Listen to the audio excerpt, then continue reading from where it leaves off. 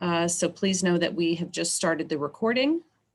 I'm going to go through an introduction of the agenda and the speakers very quickly. I ask that everybody please stay on mute for the beginning of the meeting and during the presentations. This morning, Supervisor Stork is going to be doing a welcome and overview. He will be followed by Assistant Fire Chief Thomas Arnold, who's going to be talking about the existing fire station, new station amenities, and co-location on the site.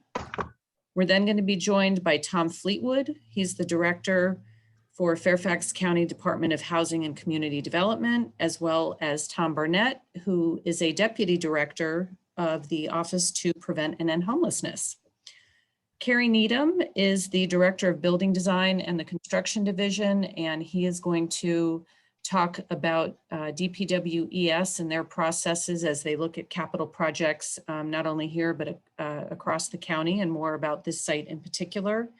And then Danilo Nunez, who is the project manager, is going to talk more about the project, the process overview, and he will have a brief PowerPoint presentation. And then the remainder of the meeting will be community Q&A. And then we are wrapping up at noon. Also on the phone, in the meeting, we're joined by Mount Vernon Police Captain Brian Ruck and other public safety staff. So they will be available during the Q&A to ask questions. Our entire staff is joining us today. We also have a lot of staff from around the county that are participating. So if there are questions in the chat that they can answer, they will do that while the meeting is going on. And then we will kick off the formal Q&A once Danilo finishes his presentation. So like we do when we have public forums, we ask that when we're all together physically, we ask that folks write their questions down on index cards. Obviously, we can't do that in this setting. So we ask that you please put your questions once Danilo is wrapped up in the chat, and our staff is going to be going through all of those questions. We know that we'll have some that overlap, and we'll be combining them and pulling them together where we can. So thank you all again very much for joining us this Saturday morning, and Supervisor Stork will be kicking us off. So thank you. Well, thank you, Christine, and it is a pleasure to welcome you all here today. We actually started this process in a very broad sense more than a decade ago, previous to me, but still a need that the community identified is we have a shelter, frankly, that needs replaced.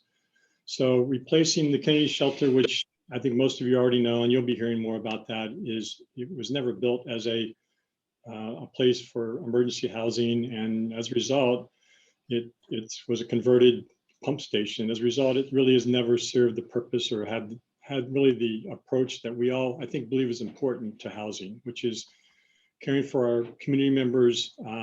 Some of them giving them an overnight stay, some of them is helping them through a series of issues that they might have, but ultimately it's giving folks a hand out and hopefully making a difference in their lives. In 2016, we all, and I do mean we all, approved a bond to build 4 emergency housing shelters around the county. One of those locations was here. There's 3 others around the county. One of them has been built, and the other 2 are still in the works. But the key one for our area was to essentially replace the existing Kennedy shelter. Since 2016, our county staff has spent a great deal of time looking for locations that would be suitable to essentially build a new shelter. We recognized the existing one was not adequate.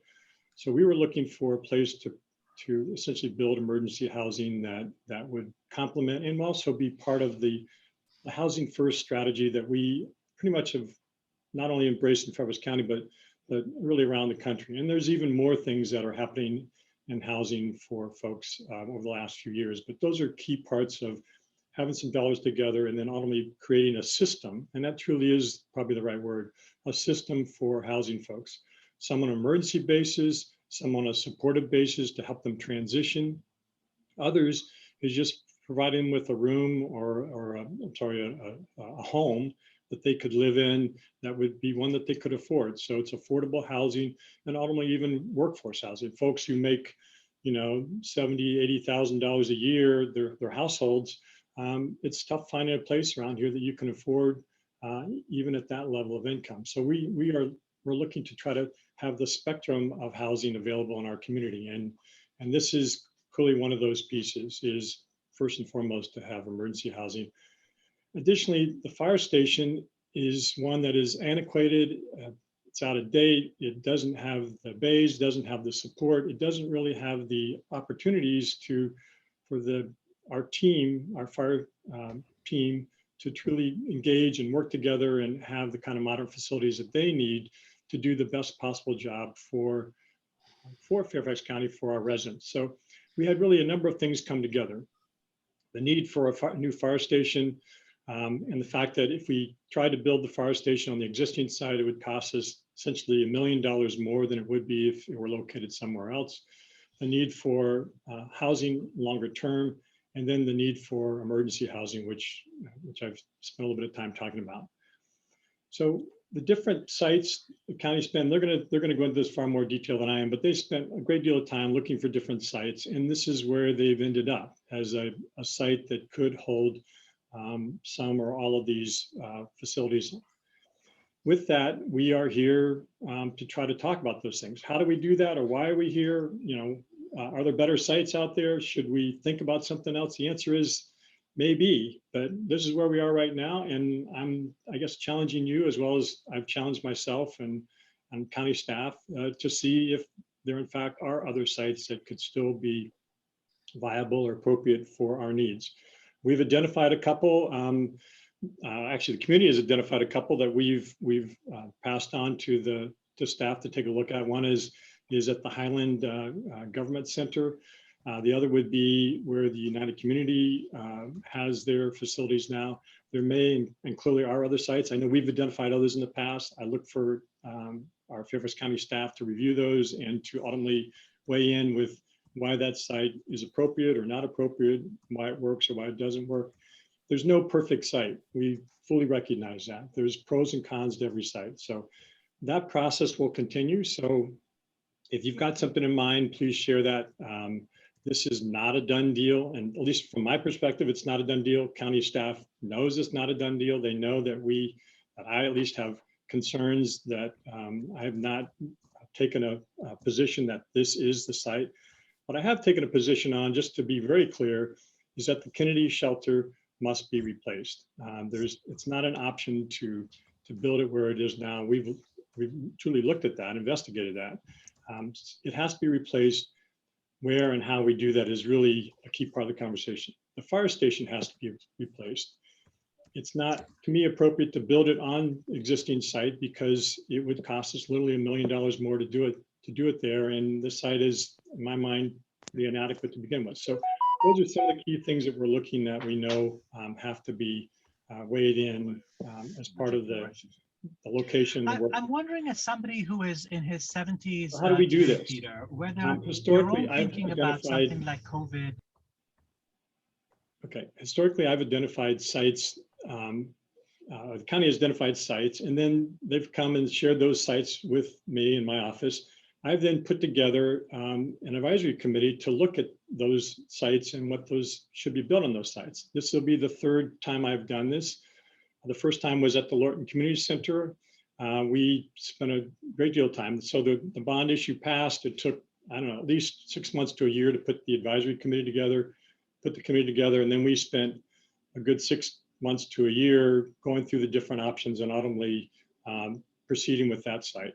The South County Police Station and Animal Shelter, a very similar kind of process. I put together an advisory committee made up of stakeholders, not only, in this case, not only police, but also animal folks, people from the community, the surrounding community, really, and county staff, the people that you would expect that you'd want to have in the room to be talking and working through the strengths and weaknesses, pros and cons of any particular site. So this particular model that I've used here is also a typical one. initially identified and worked by the county staff. I've put together and appointed a committee. They do their work. And then after they've done their core work and put together kind of the initial work and challenged staff and gotten information from staff, then we go to the next phase, which is the phase that we have started now, really, which is a public engagement process. Formal, broad, everybody's welcome to share. And even before, we had people that would attend the meetings, but this is a true engagement process. So this is the first of, I'm sure potentially a dozen or more meetings that I'll have with people in the community about this site. And I'm looking forward to every one of them. This is a virtual one given our COVID situation, but I would anticipate that there will be many in-person ones going forward as well. So truly, this is where we are now. We've got a meeting today. You're going to be hearing from what I consider experts, people who have spent a lot of time, far more time than I have, looking at different options and sites, and we'll be presenting that information to you, much as they've presented to the advisory committee over the past 8 months. Look forward to answering your questions. I will be here the whole time, and county staff and others will be here. Looking forward to doing that. You please put your questions in the chat box, and we'll follow up, and we'll look forward to having a robust meeting. And if you don't get all the questions or you think of something later on, we got another meeting on Monday evening. And if you think of something even after that, you can email us, and there's a email address in the chat box that you're welcome to do that for the different county staff that are here. And we're not going away. We're going to be here. We're going to be listening. This is not a done deal. We hope you understand the project better after we finish the conversation today. The Kennedy shelter has to be replaced. We've been looking 5 years to do that. And we understand and we know that this is a public process. So we're going to be listening and learning and hopefully modifying what we're doing as we move along, as we find better ways to do it or approach it. So again, thank you very much. The first speaker here is our deputy chief, and he is going to be talking about the fire department and kind of what the preparations are. So I'm going to welcome Assistant Fire Chief Tom Arnold. So Tom, take it away. Thank you, Supervisor Stork. Thanks everybody for having the time for us to be able to speak to you today.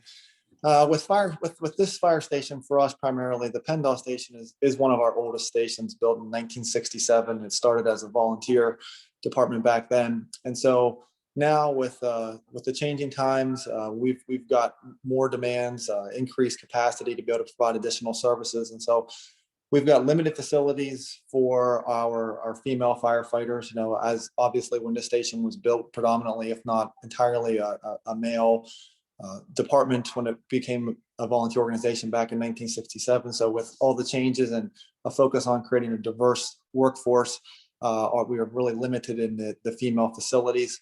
The apparatus bays are undersized, and as you know, over time in history, the apparatus was built much smaller back in the 60s and 70s, and so as we've evolved, we've got larger apparatus now. And so with this station specifically, there are instances when they need to move out of their primary apparatus into reserve apparatus for various reasons, mechanical malfunctions, routine maintenance, and there are certain types of apparatus that we have in our reserve fleet that will not fit in the station. So certainly with the new station, it would give us the ability and flexibility to put larger apparatus in there to meet the demands of the response area in the Pendle area. Recently, and well, not really recently, for the last couple of years, we've had some issues come up with building systems that are reached end of life and need replaced. One recently with a water leak that we've been dealing with there. We reassigned a battalion chief from the Mount Vernon station up to the Pendle station about 2 months ago as part of a larger realignment of the entire department's structure for our operational deployment. And we were looking to initially put the office down in the basement area of the Pendle station, but we were unable to do that because of concerns over water leaks and so forth. So we had to relocate them to the first floor with an already large workforce up there. That adding one more person into that mix limits the office space available for the officers to do their day-to-day jobs. And so with a new station, we really want to be able to focus on the size and opportunity to be able to meet our current needs, but then also expand. One of the biggest concerns that we have is, and probably the most important, is with our health and wellness, health and safety of our personnel.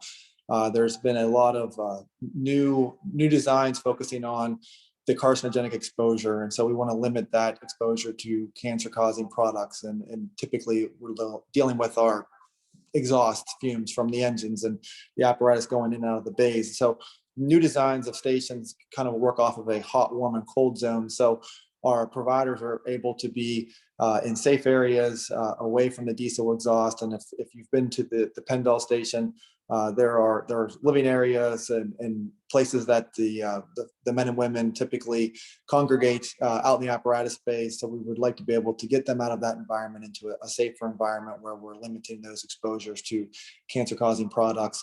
And then, of course, along with the health and wellness of our personnel, we also want to make sure that we are able to focus on response times and being able to have them respond as quickly as possible to 911 events. And so with the newer designs, we are able to try and build stations that locate them in areas where they're most likely to be at, in the bunk rooms or the living area, in the day room and kitchen, that give them quick access to the apparatus so they can get out the door quickly and respond to calls. And so with the old station, the current station, many of those factors are limited. And so with the new station, we can really provide opportunities for a diverse workforce, our improved response times, and the health and safety of our personnel. So we look forward to the opportunity to have a station that's nearby the current location, because it puts us in a good position to be able to respond both north and south on Route 1. It does not put us down the hill, down closer to the Mount Vernon station, where the firefighters from Mount Vernon can easily access some of the areas north of the Mount Vernon station. So we can quickly get to that Alexandria line and be into some of the more densely populated areas of the response area very quickly. And so this location would work out very well for us to be able to continue providing service in the Penn area. So we look forward to working with our other county agencies as we work through the design process and coming up with a design that's safe for our personnel. So with that, I will turn it over to Tom Fleetwood. Thank you very much indeed. And good morning, everyone. I just first want to say, as the director of the Department of Housing and Community Development, that I'm really grateful for the opportunity to be here to talk about the continuum of housing affordability here in Fairfax County, and to listen and to learn from you. I think first I'll start with the big picture about housing in the county. And first and foremost, it's having a healthy housing market that's affordable to all income levels is critically important. It's important to our economic competitiveness. It's important to the well-being of families in our community, and it's important to equity and to building the kind of community that we want to have and to leave no one behind. Based on projected job growth, we've found that we're going to need about 15,000 net new units of housing that's affordable to households earning 60% of the median income and below over the next 15 years. And just to translate that into dollars, that's about $75,000 a year for a family of four. I'm proud of the fact that under the leadership of our Board of Supervisors, affordable housing, from emergency and supportive housing to senior housing to workforce housing, is a countywide issue. We're actively working to develop new affordable housing in communities of opportunity all over Fairfax County. And we have about 1,700 new affordable units in our pipeline in nearly every district of the county. Our work to develop housing is driven largely by partnerships with our community partners and with our fellow agencies. And the opportunity to potentially develop a suite of county facilities, including a range of housing on the Penn site, would be no different. We have some of the finest public safety, public works, and housing agencies at the local level in the country. And we have excellent partnerships with the capacity to design, execute, and operate a modern, vibrant facility of which we could all be proud. With respect to the emergency and supportive housing component of the potential development, I'll ask my colleague, Mr. Tom Barnett, Deputy Director for Homelessness, to say a few words. Thank you. Good morning, everyone. A 21st century homeless system is different from the shelters you might think of. Today, guests don't just come to a shelter to sleep, eat, and leave every morning. Modern programs offer a vibrant mix of housing and services that are focused on helping people find long-term housing stability. The challenge with the current Kennedy shelter is that the building does not match the services. The current shelter is over 100 years old, far from public transportation and the employment opportunities that our guests need. It is not accessible for people with mobility challenges. It's too small to accommodate modern shelter features. And it's a cramped environment, including bunk beds, which are not appropriate for an aging homeless population or in our post-COVID reality. The building itself is situated in a floodplain that has had multiple electrical and other systems failures, all under the historical protection that limits redevelopment. But thanks to voter support of a 2016 bond, we are replacing shelters like Kennedy across the county. We are creating new facilities that are well-designed, welcoming environments with space for effective programs. They provide a wide variety of services on-site, like life skill classes, healthcare, help finding jobs, and housing, as well as connections to services off-site. They host innovative programs like the county's Operation Stream Shield, which employs people experiencing homelessness to actually clean up the community, picking up litter and keeping Fairfax County streams clean, including several hotspots in the Mount Vernon and Lee districts nearby. Last year, the Kennedy Shelter and their outreach team helped over 350 people who were disproportionately Black or African Americans and people with disabilities. The successor to the Kennedy Shelter will not only have shelter beds, but will add medical respite beds so people without a home who are exiting hospitals with acute needs do not need to return to the streets. And with 20 supportive housing units, it will actually reduce the number of people experiencing homelessness in our community. It is just the kind of facility that Fairfax County residents deserve.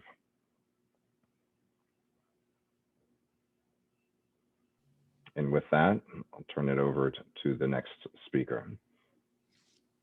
Thank you, Tom. Just as everybody could please keep their microphones off and on mute while the speakers are talking. And also a reminder for anybody that has joined us late, this meeting is being recorded.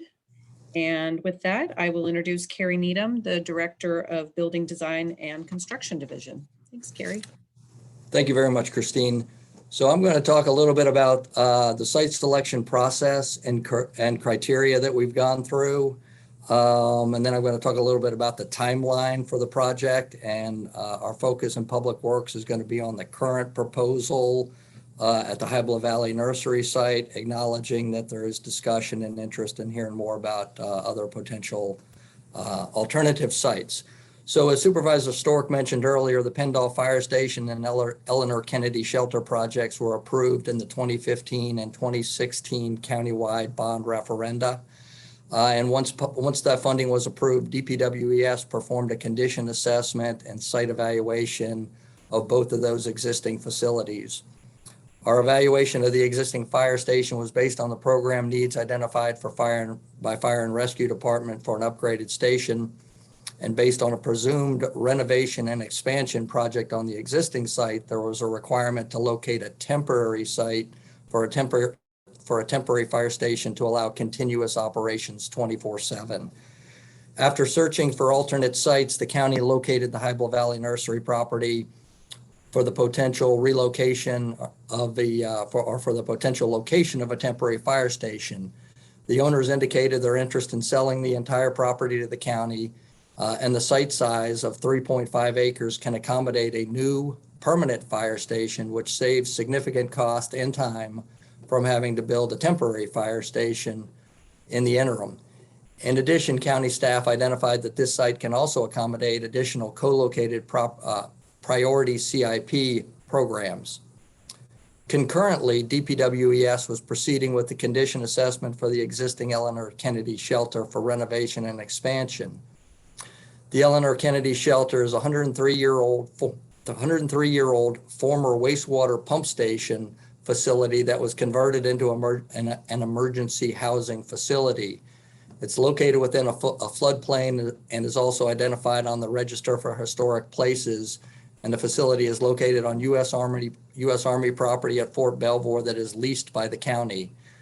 The existing structure and site constraints at the Eleanor Kennedy Shelter are not conducive to expanding the facility to accommodate the additional program needed for supportive housing units. In the 2017 timeframe, DPWS identified and evaluated 12 sites along the Richmond Highway corridor as potential sites for a permanent replacement emergency shelter.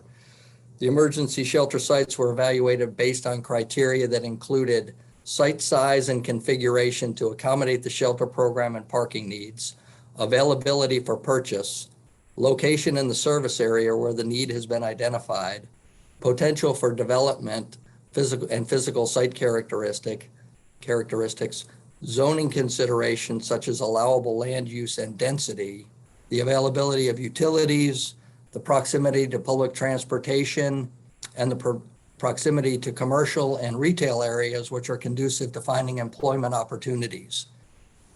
Excuse me. The Hybla Valley Nursery site was similarly evaluated for a new shelter as it provides the opportunity for a new modern facility for emergency and supportive housing co-located with the new fire station, which meets with the strategic county board of supervisors and capital improvement program goals for shared use facilities.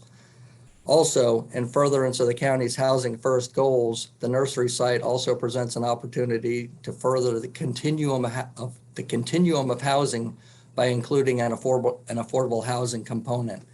Danilo Nunez, our project manager, will go into a few more details related to that momentarily. In terms of the project timeline, background, and outlook, the project remains in the initial phase of evaluation. The Hybla Valley Nursery site was approved for purchase by the Board of Supervisors in December of 2017, and the property was placed under the contract by the county in March of 2018. And the property was acquired by the county at closing in June of 2020.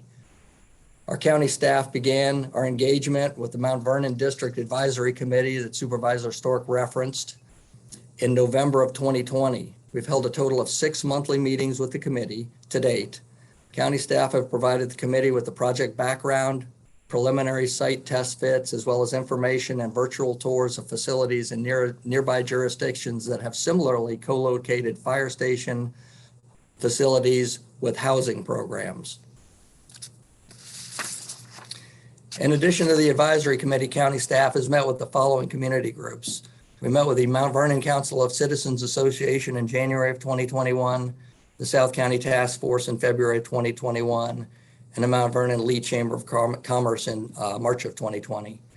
County staff is now engaging with the full community in our first set of broader community meetings today and on Monday, April 26th. There will be additional meetings planned in the summer, and the dates will be posted on our project website once they are finalized, as Christine and Supervisor Stork have referenced.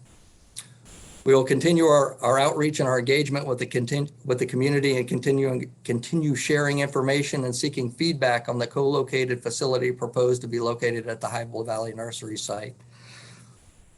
Once the facility program and site concept layout are finalized, DPWES will begin our procurement process to select the architect and engineering design consultant team and start contract negotiations for design of the project. This process has not been started yet. DPWS projects that the design phase will take approximately 2.5 years, including the architect and engineering, contracting, and any zoning actions and approvals that will be needed. This will also include continued community coordination as the design is developed, and it will also include a formal public hearing process for the zoning approvals that are required in the regulatory arena. After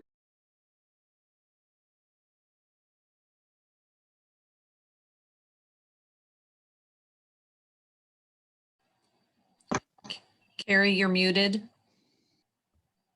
where did you guys lose me? Just momentarily? 30 seconds. All right, I'm gonna back up. I apologize for that. I'm not sure what I hit.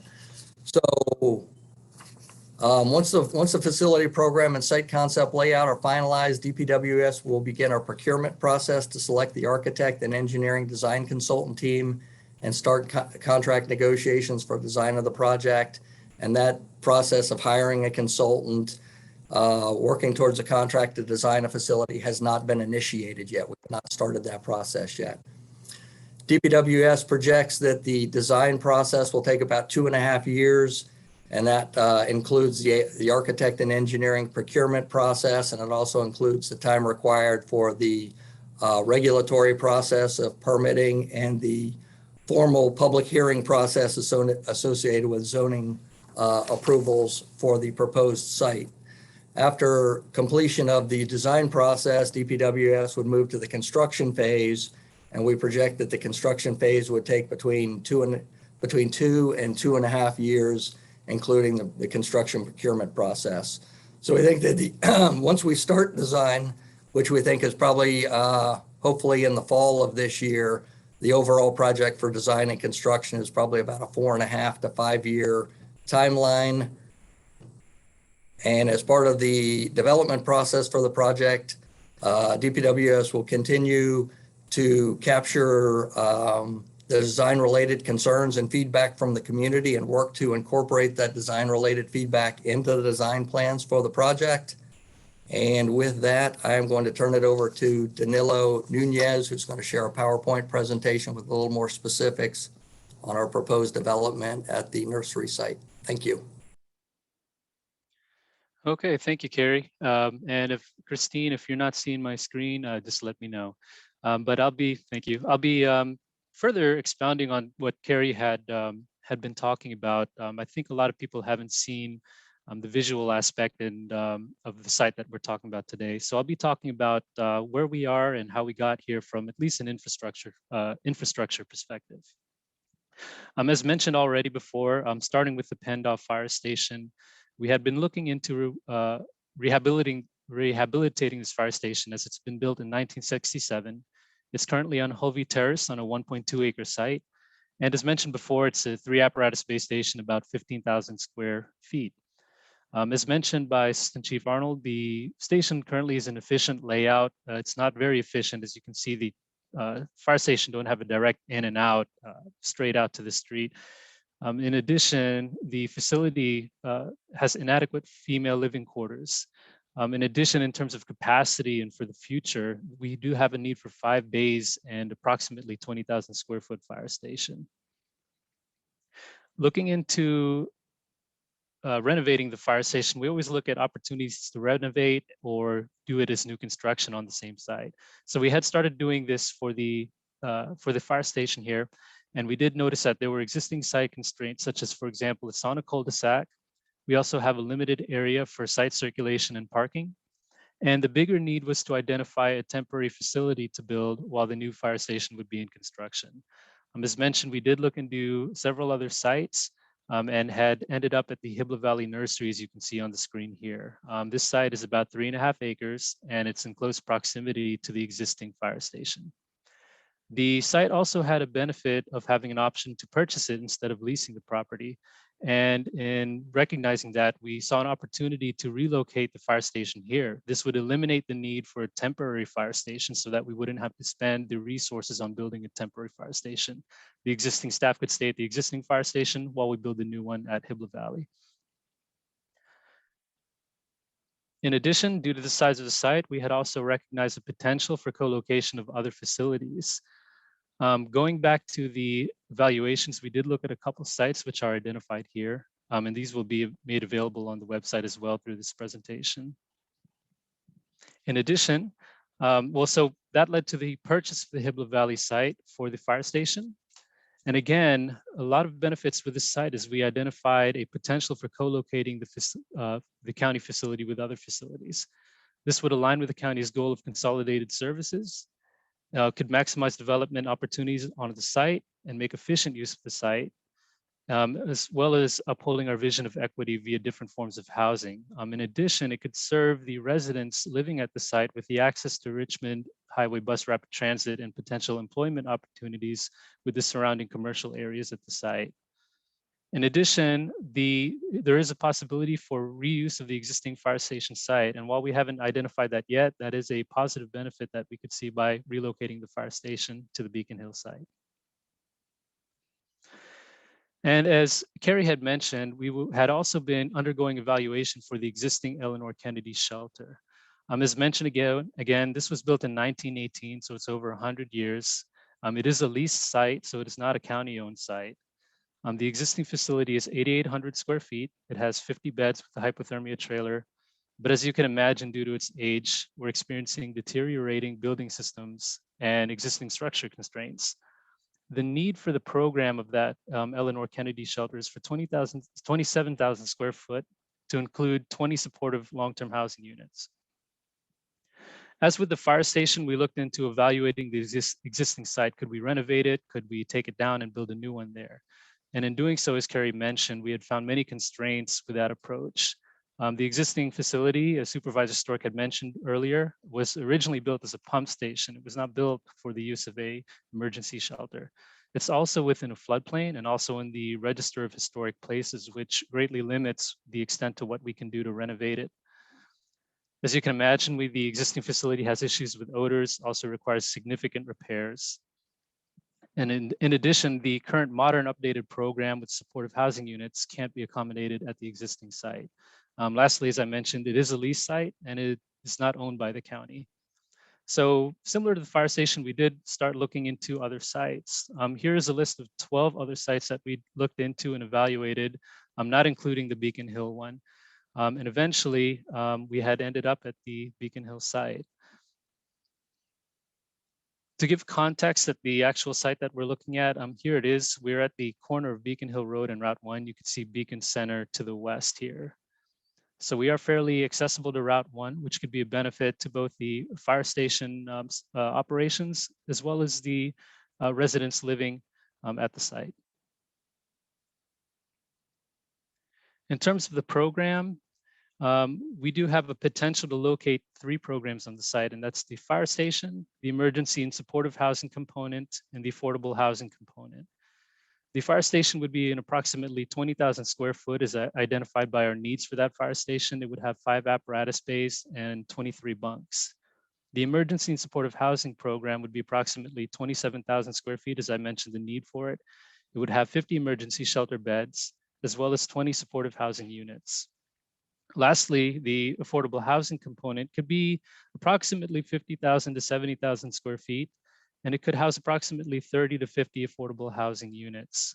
They would be a combination of 1 to possibly 3 bedroom units.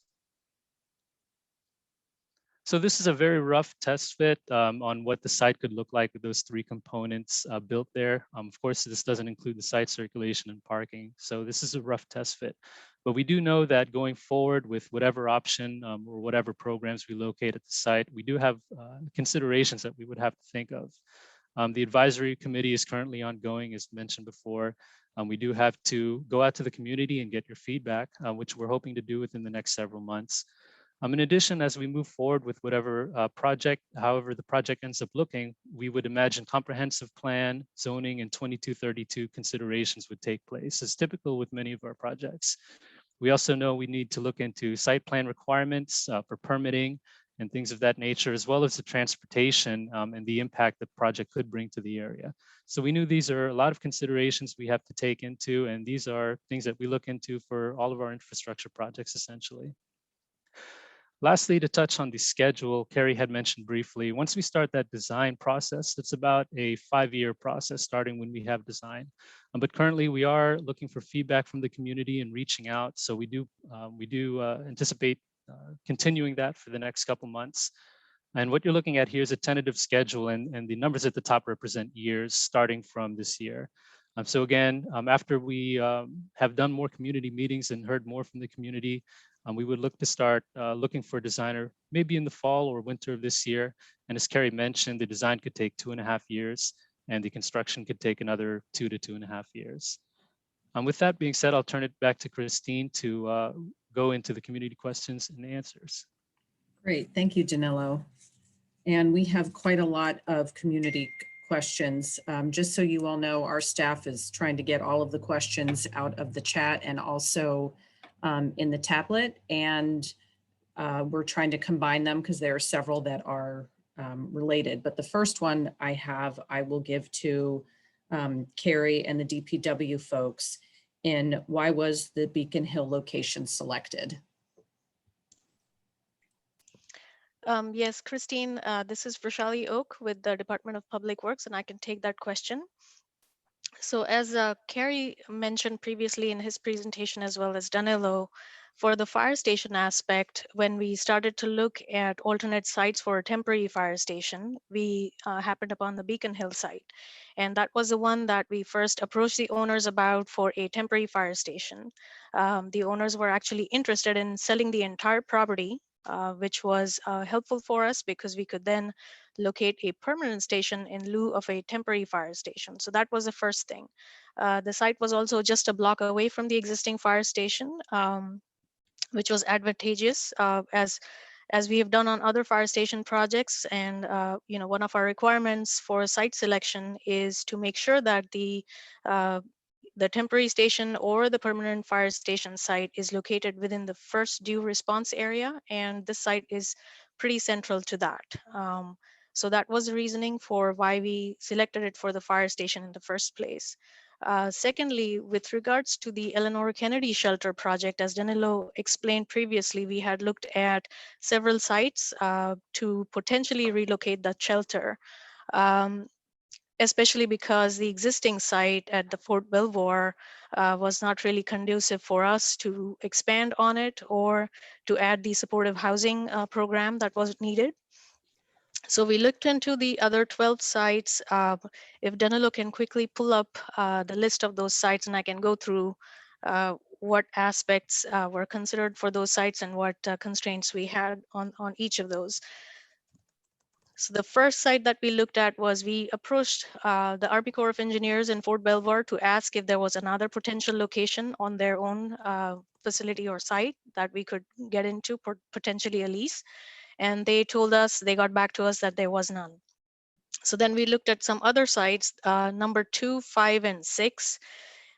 We kind of knew that we were going in for a potential 1.2 to 1.5 acres that we might need for a emergency housing and supportive housing facility. And these sites seemed, while they were tight, seemed like they might work. We quickly found out that the expansion of the Richmond Highway based on the Embark plan was going to affect those sites, and we would be left with even less acreage. So those were considered as not conducive to further looking into. The other site, number 3, there was actually a daycare center right adjacent to it, so we did not proceed with that one. The United Community Ministries site, which is number 4 here, Fortson Road, it's about 0.9 acres, again, a very tight site.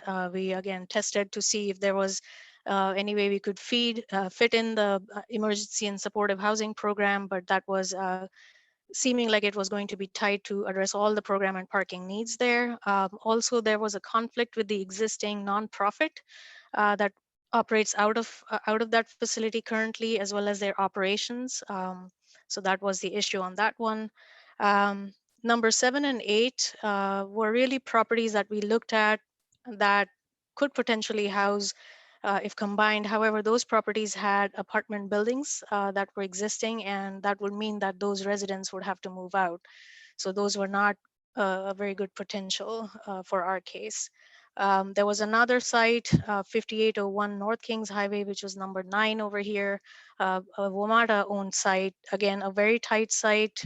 We tried to test it and see if it can fit the program and parking, and again, not sufficient acreage there. We also looked at the Hulvey Terrace site, the existing Penn Fire Station site. It is about 1.12 acres. Still might be a little bit tight, but we might be able to provide our program and parking there. The one concern was, though, that we would first have to vacate that fire station. So we couldn't really proceed with any planning or design until the fire folks moved out of that station and until a new fire station, a permanent fire station, was built for them. The one number 11 along Richmond Highway was actually an auto body shop, and when we approached the owners, again, seemed like it could be something that we could use. The owners were not interested in selling. And then there was a Lorton Town Center site that was looked at, but it was adjacent to a Lorton Station elementary school, so we didn't move forward with that either. So those were kind of the our thinking, our criteria for looking at these sites, and what we did in terms of the fire station as well as Eleanor Kennedy as we went through our site selection and criteria process. So ultimately, when we ended up with the High Bluff Valley Nursery site, again, it provided us with the opportunity to potentially combine the services that could be co-located on this site. For Shali, there's several messages that we're getting about how sites are selected and what criteria was used as the county was looking at different sites. Can you please talk a little bit about that and what the criteria is for sites? I know there's general comp plan considerations, and then you've got to look at the fire station, and then if you're co-locating, what those criteria are. Can you help explain what those are? There's a lot of follow-up from what you just said. Sure. Again, if we went out separately for looking for a site for a fire station, and the one thing, as I mentioned previously, is that we have to make sure that it is within the first due response area, and that it should ideally be centrally located to that. So that is one very key component of it as we start to look at it. The other is also making sure that the size and shape of the site is conducive to further renovation or expansion, and that it is going to be able to provide us with the opportunity to have an efficient layout of the building and parking and site layout. So that's another key component. Obviously, we have to make sure that it's either available for purchase or lease. And also in terms of zoning considerations, we want to make sure that it is going to be something that we could develop, that we would have allowable land use and density based on surrounding uses, that we would be able to develop what we are trying to go for. We also look for other site characteristics, such as, do we have utilities at the site currently? Are we going to have to spend money on bringing utilities to that site? Also, other physical characteristics. It can't have a very steep slope or rocky outcrops. In terms of, so some of these aspects are typical to both a fire station or emergency housing type of sites or any other type of facility. Specific to the emergency shelter and supportive housing facilities, our key was to find a site that we would be close to rapid transit and public transportation. That was one of the important guiding factors, and also wanted to make sure that it would be close to potential commercial and retail areas, so that the residents of the emergency housing could have opportunities to look for work and employment. So those were some of the key considerations. We know that the current comprehensive plan along the Beacon Groveton neighborhood is planning for a very high density development upcoming. And our site, at least the one that we're considering, which is Beacon Hill site, is currently located in almost like a transitional zone between the high density and the lower density residential area. So we think that with a modern combined facility here, that it could have the potential of providing a gateway into the community. So those are some of our thoughts and our thinking and the process that we followed in terms of looking at a site. All right, this is Christine, this is Carrie Needham, if I could sure. jump in, add a couple things to that. So in terms of land use, the emergency shelter and the fire station are public uses, and public uses under the Code of Virginia are permitted in any zoning district in the county, as long as we comply with the technical aspects of the zoning district. So that's a consideration.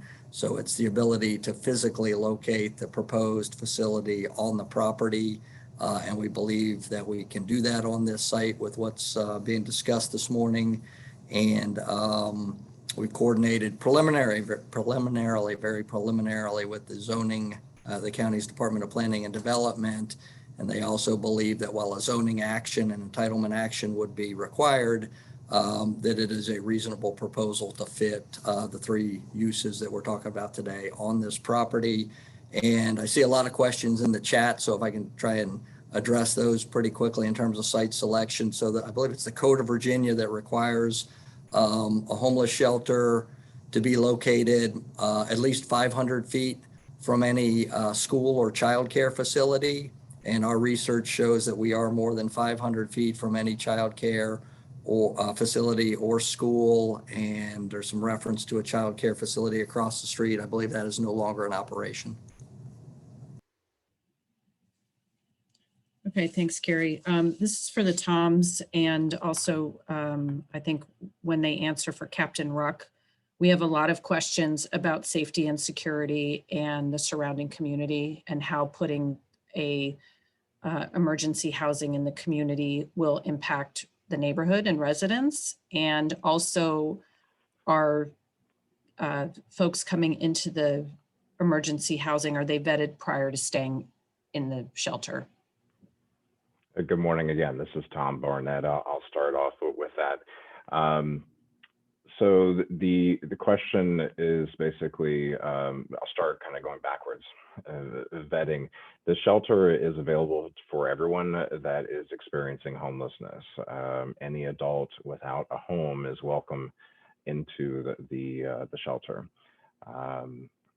In terms of the effect on the community, in addition to operating a safe facility, our goal is also to be a good neighbor. And so we are very responsive to any community concerns or questions.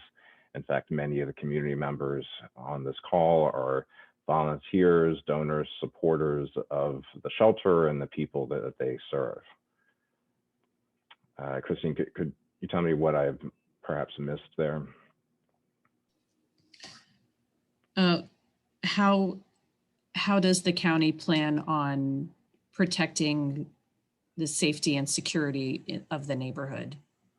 Sure. So we work very closely with the public safety agencies in the county, including the Fire and Rescue Department, as well as the Police Department.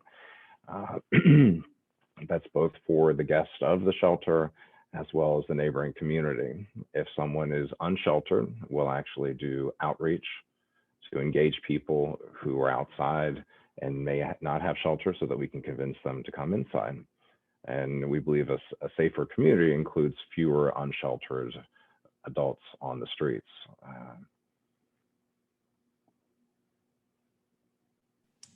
Captain Ruck, is there any additional information you'd like to add to that?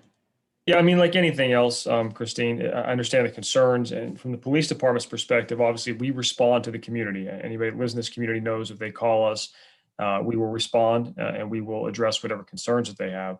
And I understand the concerns. It's just a matter of just knowing that from the police department's perspective, from a public safety perspective, the Mount Vernon district is, we have, my opinion as the commander here, we have some of the most professional, best officers in the county. And I think from the standpoint of being located in the High Valley area in the middle of the Route 1 corridor, from our perspective and our patrol areas, we'll be able to provide the proper patrols and everything else in that area. I mean, our officers routinely spend time at the fire station with the folks from the fire department, either having dinner or just stopping in to use the restroom or doing paperwork in the parking lot.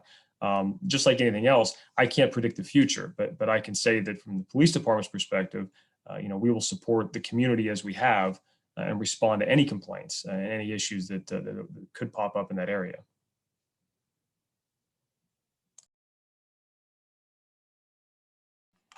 Sorry, I think this is another question for Tom Fleetwood and Tom Barnett.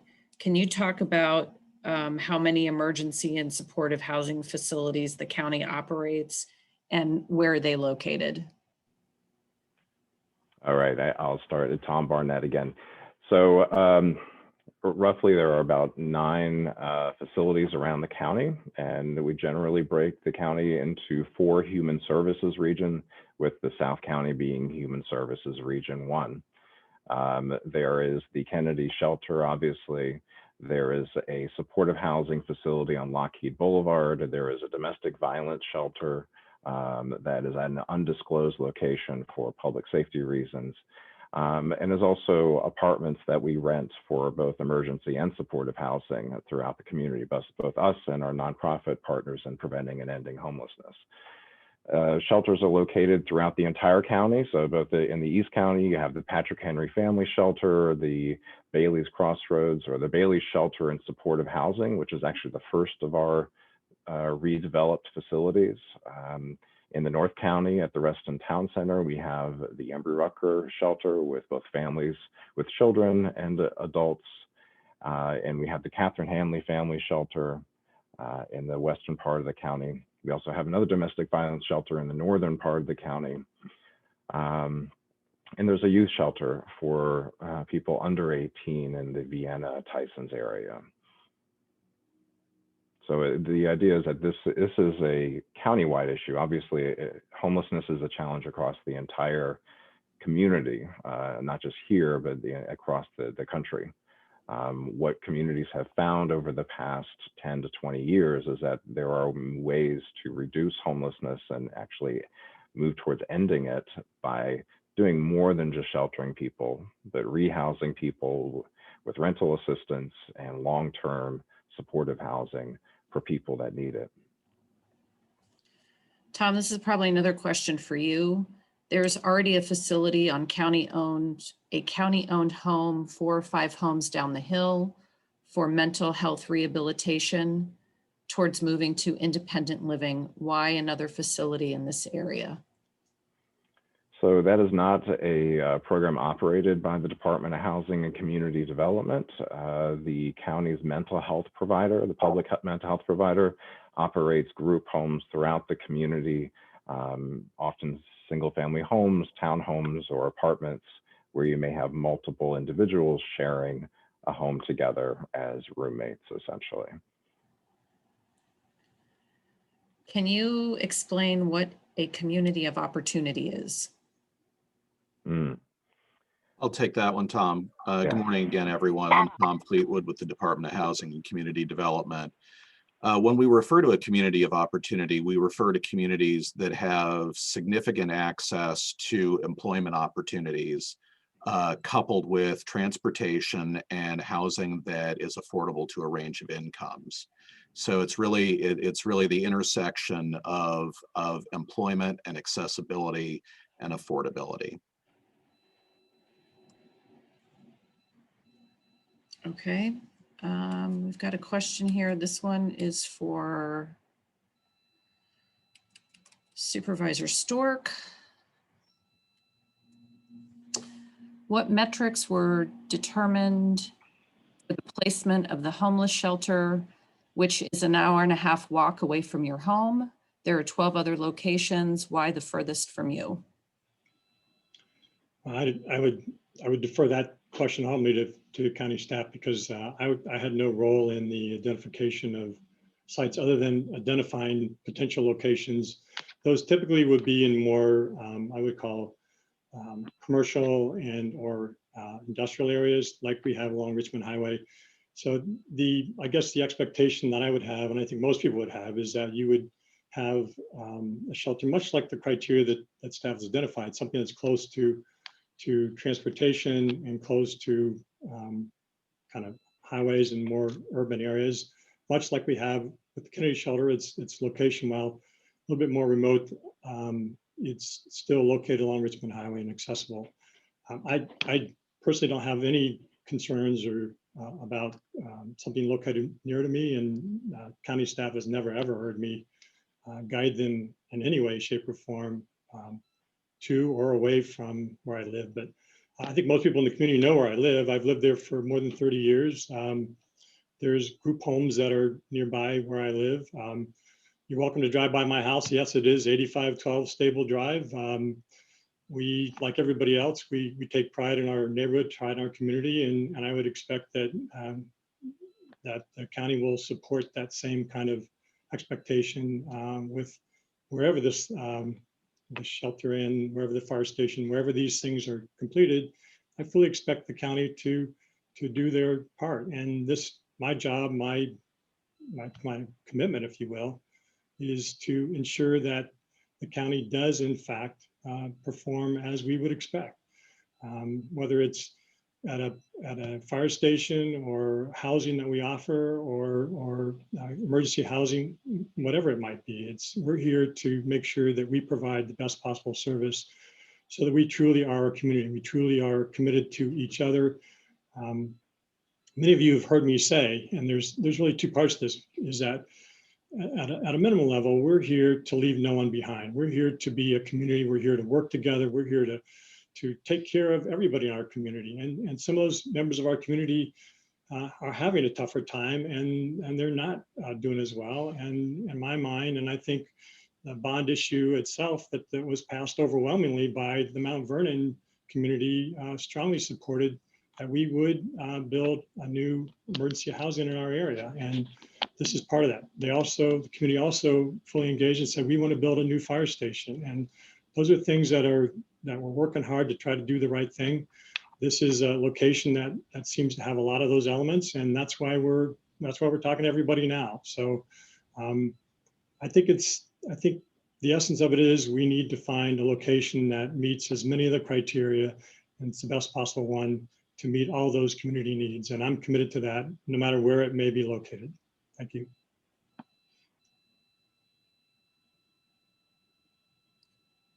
All right, there's several questions about the county's policy on drug and alcohol use as it relates to shelters. So what is the county's policy on bringing in people that may have drug and alcohol use? And what do you do with individuals who may be housed in your facilities that have drug and alcohol on site?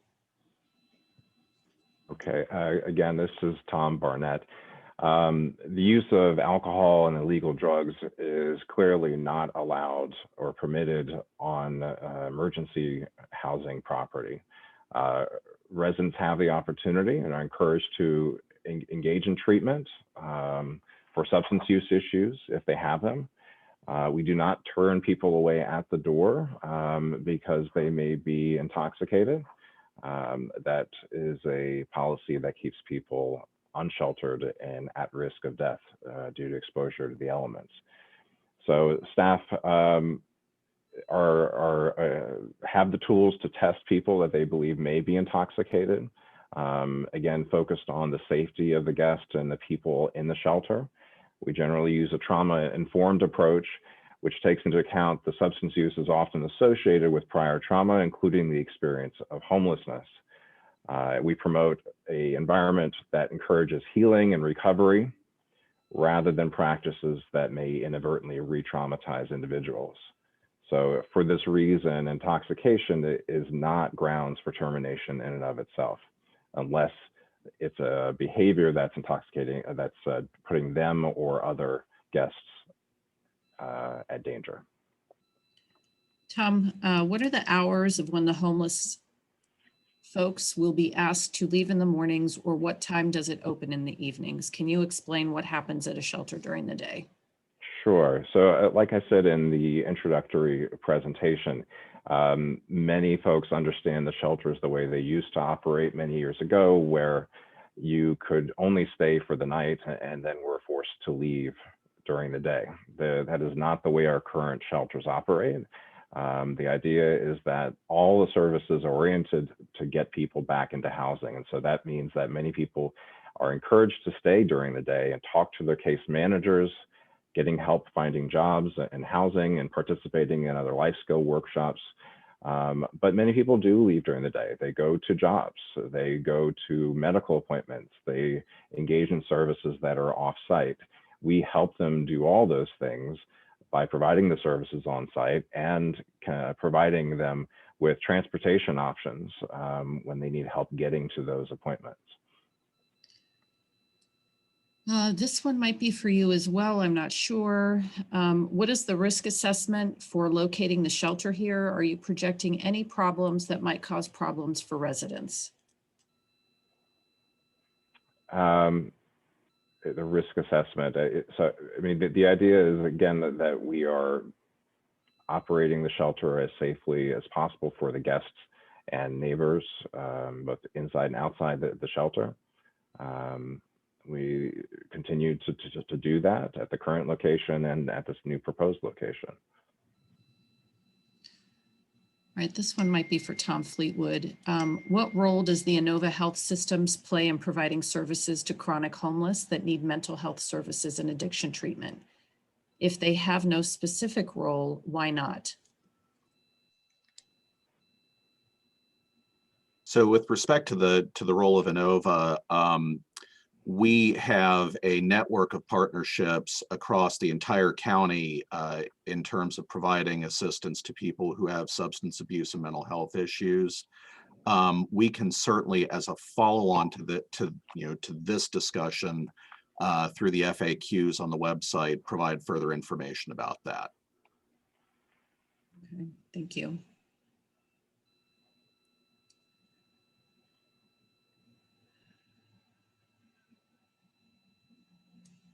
All right, so we have some safety questions.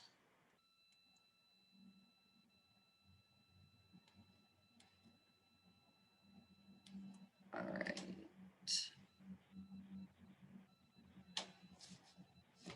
Is there another new shelter at Bailey's Crossroads? Could you share pictures of those? So we have information out on the county website as well. That you could take a look at that. So I don't know if somebody could go ahead and post that in the chat. I know we have some county staff from planning on here. This might not be a question that we can answer today, but we could certainly get an answer to. Why can't the recently built North Hill project be used for affordable housing? So I'm not sure if there's anyone here on county staff that could answer that, maybe Tom Fleetwood. Thanks, Christine. I'll take that one. The North Hill project includes a very substantial component of affordable housing. There's 279 units of affordable rental housing serving a range of incomes up to 60% of the median income. You may remember from my earlier comments, that's up to about $75,000 a year for a family of four. The North Hill project also includes a market for sale townhome component that's going to deliver 175 townhomes, as well as the passive park. So it does include a significant affordable housing component. All right, please address the risk assessment. My wife cannot go shopping without being accosted by aggressive panhandlers. Our bus shelters have been used as a toilet facility, and seemingly homeless people have exposed themselves. What are the stats on this and the risk assessment as how concentrating more homeless people nearby to us might increase this problem? So I'll start off, Tom Barnett, specifically to the panhandling and people sleeping in bus shelters. With the bus shelters, those are individuals who are unsheltered, and people remain unsheltered for many different reasons, including that they don't want to come into a shelter. They don't feel like it's a safe place to be. That may be due to the reality of a cramped living condition, such as in a 100-year-old shelter, or it may be because of prior experiences of trauma or mental health issues. The best way to reduce unsheltered homelessness is to create things like supportive housing, which reduces people on the streets. And the same thing goes for panhandling, although it's not really just a homelessness issue. Many people who panhandle are actually housed, but it's an income issue. Getting people employment and income beyond panhandling is the best way to reduce panhandling, aside from people simply not giving to panhandlers.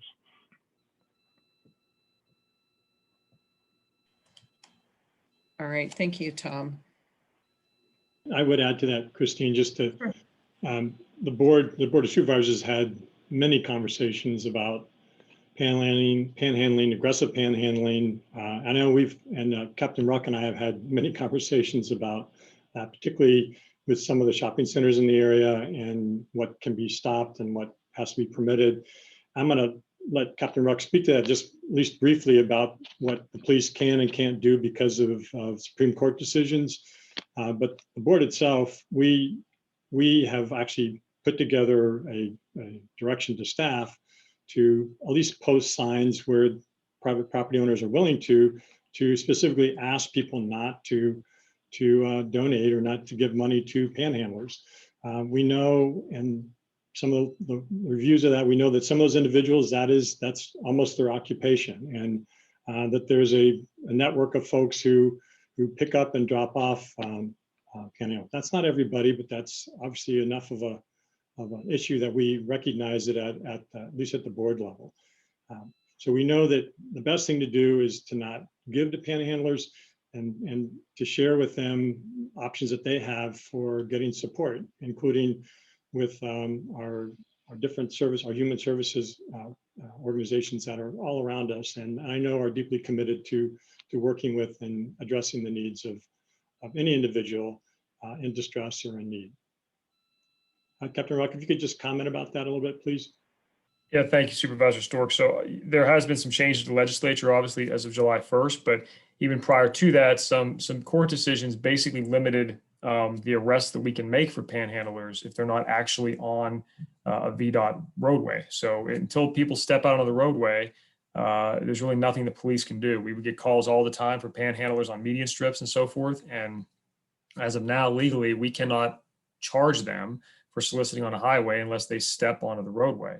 And then compounding that, the General Assembly, after the reform efforts that started this past summer, we cannot stop people for walking on a highway anymore. We can't do that. So basically jaywalking. So a lot of our teeth have been taken away for actually being able to enforce when it comes to panhandling.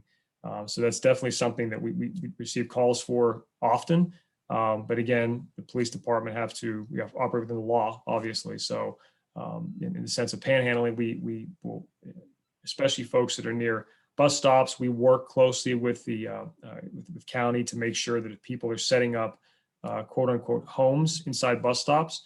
I had a conversation with Fairfax Connector Director, and we will work with them to get those folks out of there. And part of that is they call us, they tell us they want this person out because part of trespassing, that has to happen. And if we remove people from VDOT property, I saw some comments about the tents that are on the side of the road, and some of those are on VDOT property. We work closely with Supervisor Stork's office to run through the entire process, because I don't believe anybody in this meeting or anybody really with all the reform efforts that are happening nationwide wants to see us just going down into folks that are homeless living on the side of the road and just making an arrest. We try to make sure we work with the Office to Prevent Net Homelessness to make sure we can get them help.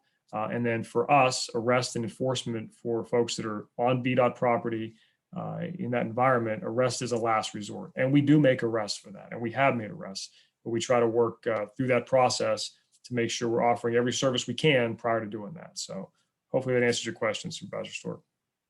And Captain Ruck, I'm going to add on to that, because one of the other issues that particularly Captain Ruck and I and Community Services Board and frankly all the county human services options we've worked with, Prevent and Homeless, et cetera. We clearly have mental health and substance abuse issues that we are dealing with constantly. There's a couple in the community right now that are some of the most difficult that I've ever been involved with. Because you have individuals who clearly are not willing to be treated, and clearly are not willing to take steps that would have them be less, I guess, less of an impact in their community. I'll leave it at that. And we understand that we have, our limitations are like this. So what we do and what we've been is very, very persistent. To my office, when it's brought to our attention and we've been involved, we've worked with neighbors and the community overall to try to address the specific issues that are happening. We bring in, we expect and have gotten county to step up and do a number of things to support or address those individuals. But in the end, the default for all of us, and it's not one that we readily like at all, but our default is to have the police involved if we can't get an individual to frankly, to behave. I mean, I'll say that in a broad sense. And in the end, that's what we've insisted on, and that's what Captain Ruck and his officers have done. We have some fantastic officers. Officer Goodley in particular has just been very involved with lots of these kinds of issues, and we will continue to be involved, and we'll continue to expect and be there to advocate and ensure that when any neighbors or any communities are impacted negatively by individuals who are not behaving appropriately, that we will fully engage and we'll look for the police, as well as our whole range of human services people. The police is a last resort to address that issue. Carrie, this is a question for you. DPWES received a FOIA question regarding sites. Why did the FOIA request not show any documents from DPWES?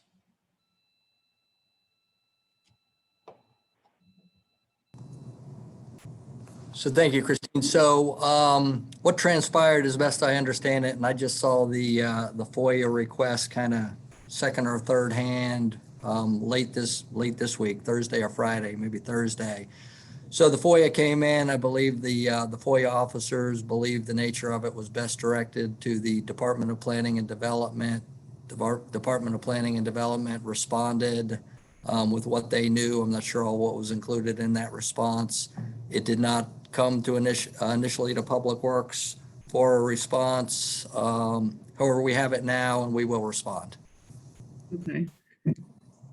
Can you please explain which bond money was used to purchase the property? Was it the fire bond or the human services bond? I don't know if that's Tom or Carrie. I'm sorry, Christine, could you repeat that? Sure. Which bond money was used to purchase the site?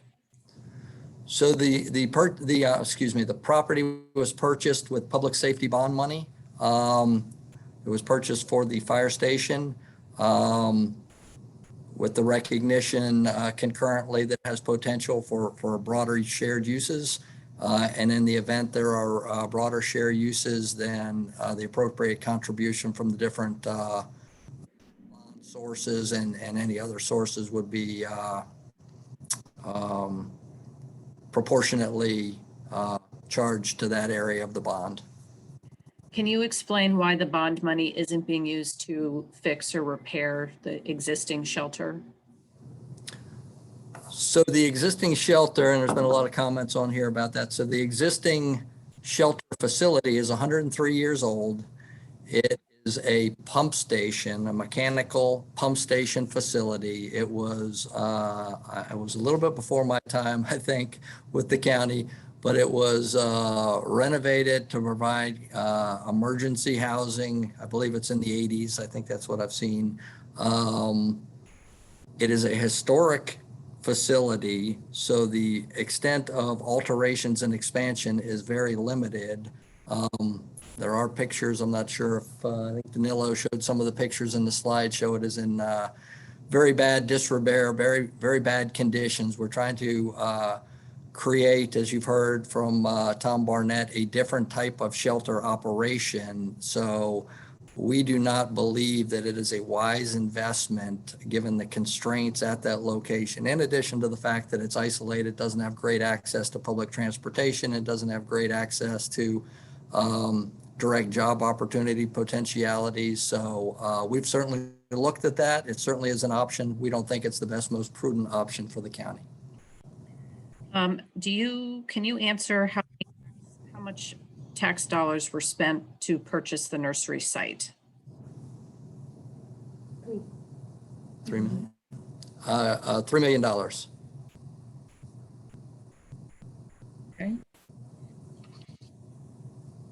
All right, we have another Question about safety and folks that are at the shelter. The people who stay at the shelter, are they dangerous? How many are already employed or become employed? How long do they typically stay at a shelter? What types of jobs do they get, and how does the shelter location affect employment? I think Tom Barnett, that's for you. Yeah. Again, I'm trying to take mental notes as you're reading all those questions to make sure I address them all. So the simplest question to answer is that they stay there on average 77 days. That's as of the last fiscal year. So that is just over 2 months. Many of the folks who stay there do work. It is obviously not the majority because they are experiencing homelessness, but many of them do have income and are employed. The range of jobs includes folks in the healthcare industry, retail, food service, many of the folks that you probably encounter on a daily basis. But obviously on the lower income spectrum typically, although we have seen folks come from higher paid, college educated positions as well that have experienced health crises, domestic violence, etc. Can you talk about, are the people who stay at the shelter, are they dangerous? Well, you can talk to anyone that works at a shelter, and people that have worked at the shelter, they don't believe they're dangerous. It's, we staff the places 24 hours a day. We have people there all day long, all night long. They do rounds regularly just to check in on folks, make sure everything's going well, they have what they need. And so, no, I mean, people are often, there's research that indicates people who are experiencing homelessness are more often victims of violence than they are the perpetrators. Okay. Tom Fleetwood, this one's for you. It seems like the search for alternative sites for the shelter was limited to the Route 1 corridor. Why didn't the search encompass a broader geographic area? And why does it have to be co-located with the fire station? So that's probably. Process something, but it didn't. Okay. I think I'm going to tag team this one with Mr. Needham as well. So, as with the fire station or with any of our public safety facilities, the placement of the shelter is intended to address where the need is. And as our partners from Public Works talked about, there were a variety of locations that were evaluated. The placement on the Richmond Highway corridor bespeaks the fact that it is a critically important spine by which people of all walks of life are able to get around and to access services. Carrie, do you want to hop in on that too? I think it's been covered, but I would just add that, there's a wide array of criteria, access to purchase the ownership rights to a piece of property, to locate a facility like this that can accommodate a facility like this. As you saw, the list of 12 sites, they all have their unique characteristics. And so this is a site that we purchased, we own. It seems to meet all of the characteristics pretty well, probably not perfectly, but better than all the other sites that we've looked at. And we're certainly, as we've talked, if there's other suggestions and thoughts out there on alternative sites that may be available today that meet the criteria, we'd certainly be glad to take a look at those. So related to that, there's several comments in the chat and throughout the meeting. Supervisor Stork, is this a done deal? Will other sites be considered? I spoke to that at the very beginning, and from my perspective, it's not a done deal. We're clearly heading down a road that without other options, this will be the road that will likely stay on. And the issue is, are there other options that can better meet really the criteria and the conditions that we all recognize are essential to providing the kind of services and frankly, the commitment that we made with the bond approval, which is to serve members of our community who need different kinds of housing. So this particular site is purchased and is owned by the county. That's to be sure. What's on this site is probably the core question that we're asking today, and the question that we're going to, I assume, will come to some conclusion over the next few months. And the key part of that is fire station, housing, and then what kind of housing. At one time, even for this site, there was a third option that was intended, which was part of the original consideration when the site was purchased, which was to put a kind of a public safety health center there. Along the way, that was pulled out by county leadership, so that we have really just the core of the co-location options that we have. I mean, theoretically, anything could be located, co-located here. The core of the conversation that we've had, though, is about a fire station and housing.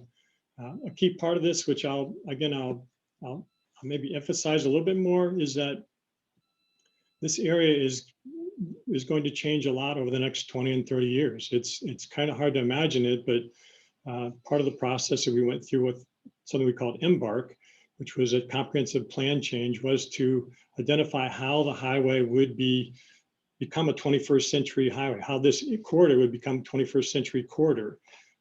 Key ways to do that were to recognize that this area is going to become more urbanized than it is today. Anybody who's been in other parts of, if you will, closer in areas of Northern Virginia sees what's happened in those other areas, and many of them have become far more urban. And we would expect that that trend will also continue down the Richmond Highway corridor, hopefully in groups, if you will, in what we call CBCs or community business areas, centers. But that is, and so this area, Beacon, is one of those, and frankly, one of the most densely considered areas in the Embark comprehensive plan. So the future is going to look different for this area. We know that, and that's part of the conversation. What it looks like, immediately off the highway, I don't know that that has to change dramatically in any particular way, but what's within a quarter mile of the highway or so, I think that's what we're looking is the kinds of changes that we're going to see over the next 20 and 30 years. The bus rapid transit system, the $1 billion that's being spent on the highway, is a function of our commitment to add density along the highway, to be able to afford to build that kind of infrastructure. And again, I think also crucial to the modernization of the highway. So a lot of factors in place, but those are the core things that are kind of guiding this process, especially over the next 10, 20, 30 years. Related to the CBCs, I know we've got Kathy Lewis online from county staff. There's a question of how does this type of use fit with the CBCs and Embark? In terms of public uses, I don't think there's anything in the plan that would preclude locating this use in that location. But that being said, I do believe that in looking at it, there may need to be a plan amendment if any rezoning is needed to accommodate this use for additional FAR. Okay. Thank you. So just to that point, when we talk about community, reaching out to the community, as we mentioned, this is the first of many community meetings that we'll be hosting. And, if and when and how this moves forward, there will continue to be a community process, just like with other facilities where there are public hearings before the Planning Commission and the Board of Supervisors. So I just wanted to mention that because there were some questions about the site plan amendment process. We do actually have some questions about the fire station itself. For the new fire station, are there any concerns that they're going to be at the intersection of Beacon Hill and Route 1 and how they're going to access Route 1? Sure, this is Tom Arnold. We would use traffic preemption, and so the site plans we've seen, the apparatus would access Beacon Hill Road, go to the intersection to access Route 1, using traffic preemption that allows us to be able to convert the lights from red to green safely to avoid having the impact of traffic going multiple directions having to come to a stop. We can control the intersections with emitters on our apparatus that will allow us to make sure that we can safely exit from Beacon Hill onto Route 1. And we use this throughout the county. We've got over a couple hundred lights throughout the county that have the same technology on it to make sure that when we're responding to calls, we can do it safely. Okay. There is one comment in here as well, Chief Arnold. I'd like to hear the opinions of firefighters, rank and file firefighters about having their fire station co-located with an emergency shelter. Sure. I think I would say first from the fire department standpoint, we are committed to working with our other county agencies to make sure that we can come to an agreement and building a safe facility for everybody, but also meet the other county needs. Are there firefighters that have concerns over a shelter co-located with the fire station? Yes.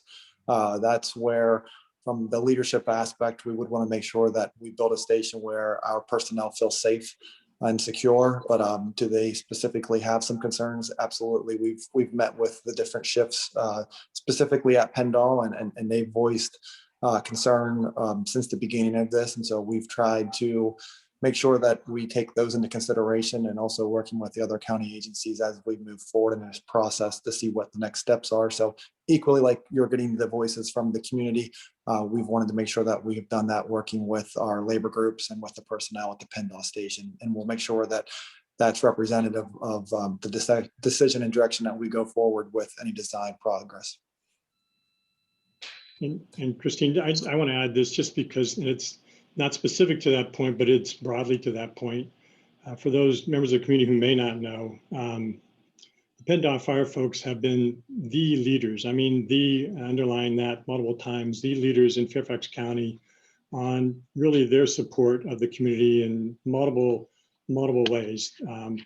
They sponsor and really at great cost to them in terms of their time and inconvenience, and just the overall support that they've provided for the coat drive that we do every year, which ultimately has more than just coats. It's a great time for kids to be there, but also they provide that kind of support throughout the county.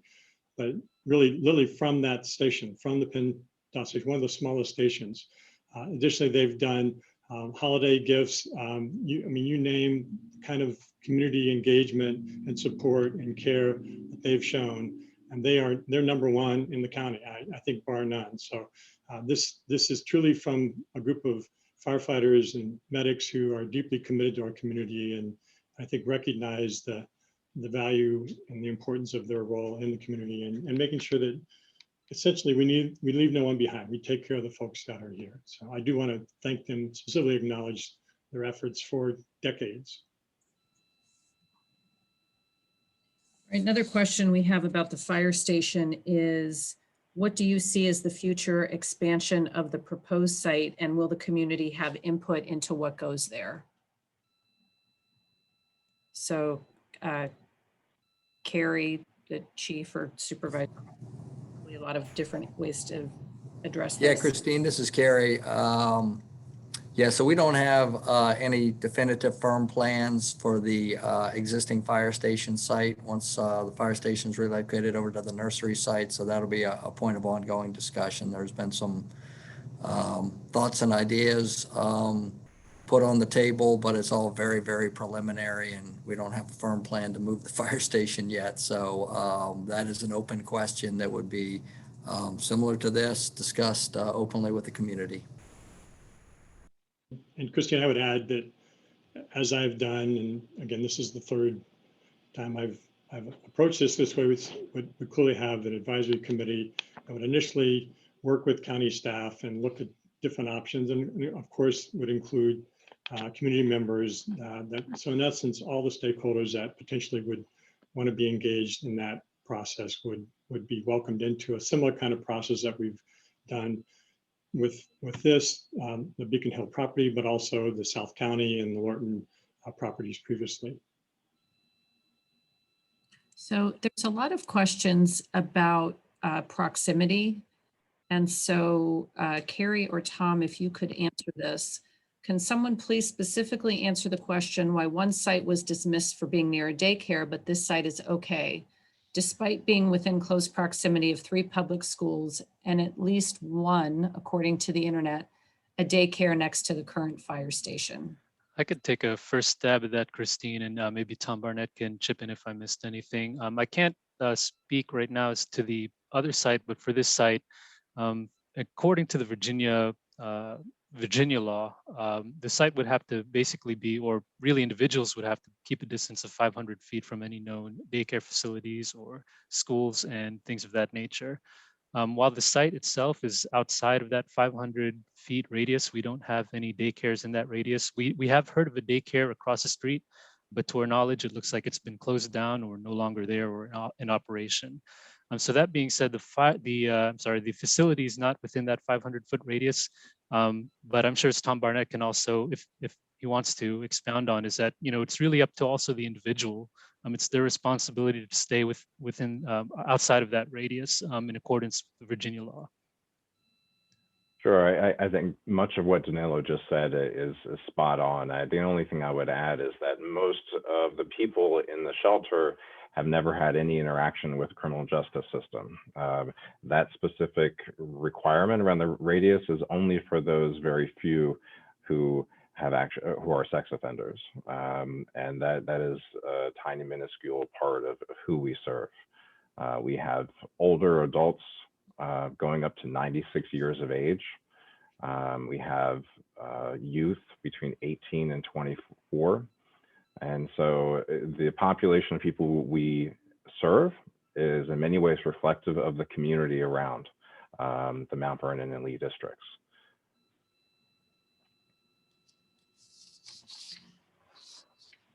Supervisor Stork, this is a question for you.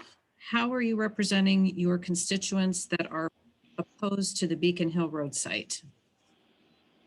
I think the role that I have is to represent everybody as best as possible, which first and foremost starts with listening. And listening means making sure I fully understand the questions or concerns or the issues that they have, making sure that we get information out to the community that's factual and accurate and timely.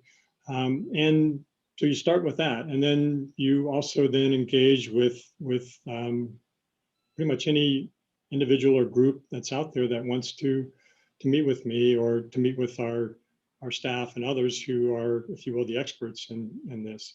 So the first step is to listen and be involved. It's not a done deal, which is, I've said that now multiple times. I think it's been said here multiple times. Yes, we are, you know, this site is a serious site and at this point is potentially the default site. But it is, we have to start somewhere, and we've looked, as we've said, for years now. So first step is I have to serve the overall community. I try to listen to everybody. In the end, need to make sure that we leave no one behind, that folks who have needs that are more difficult to serve, somebody who's homeless, somebody who has substance abuse issues or other kinds of problems, we have to try and find a way to support them. And we've done that. This community, in fact, was one of the first ones to do that in Fairfax County. It goes back to the creation of United Community.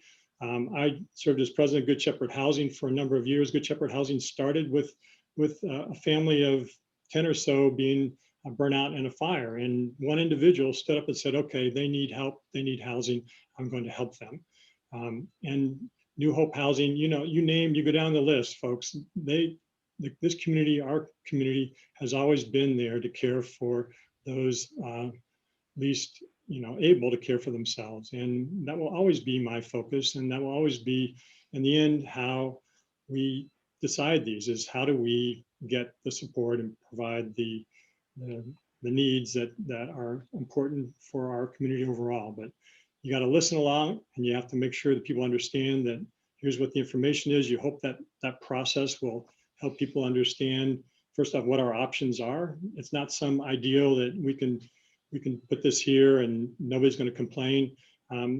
I've never been involved with this, and I've been a public servant of Mount Vernon District for over 16 years.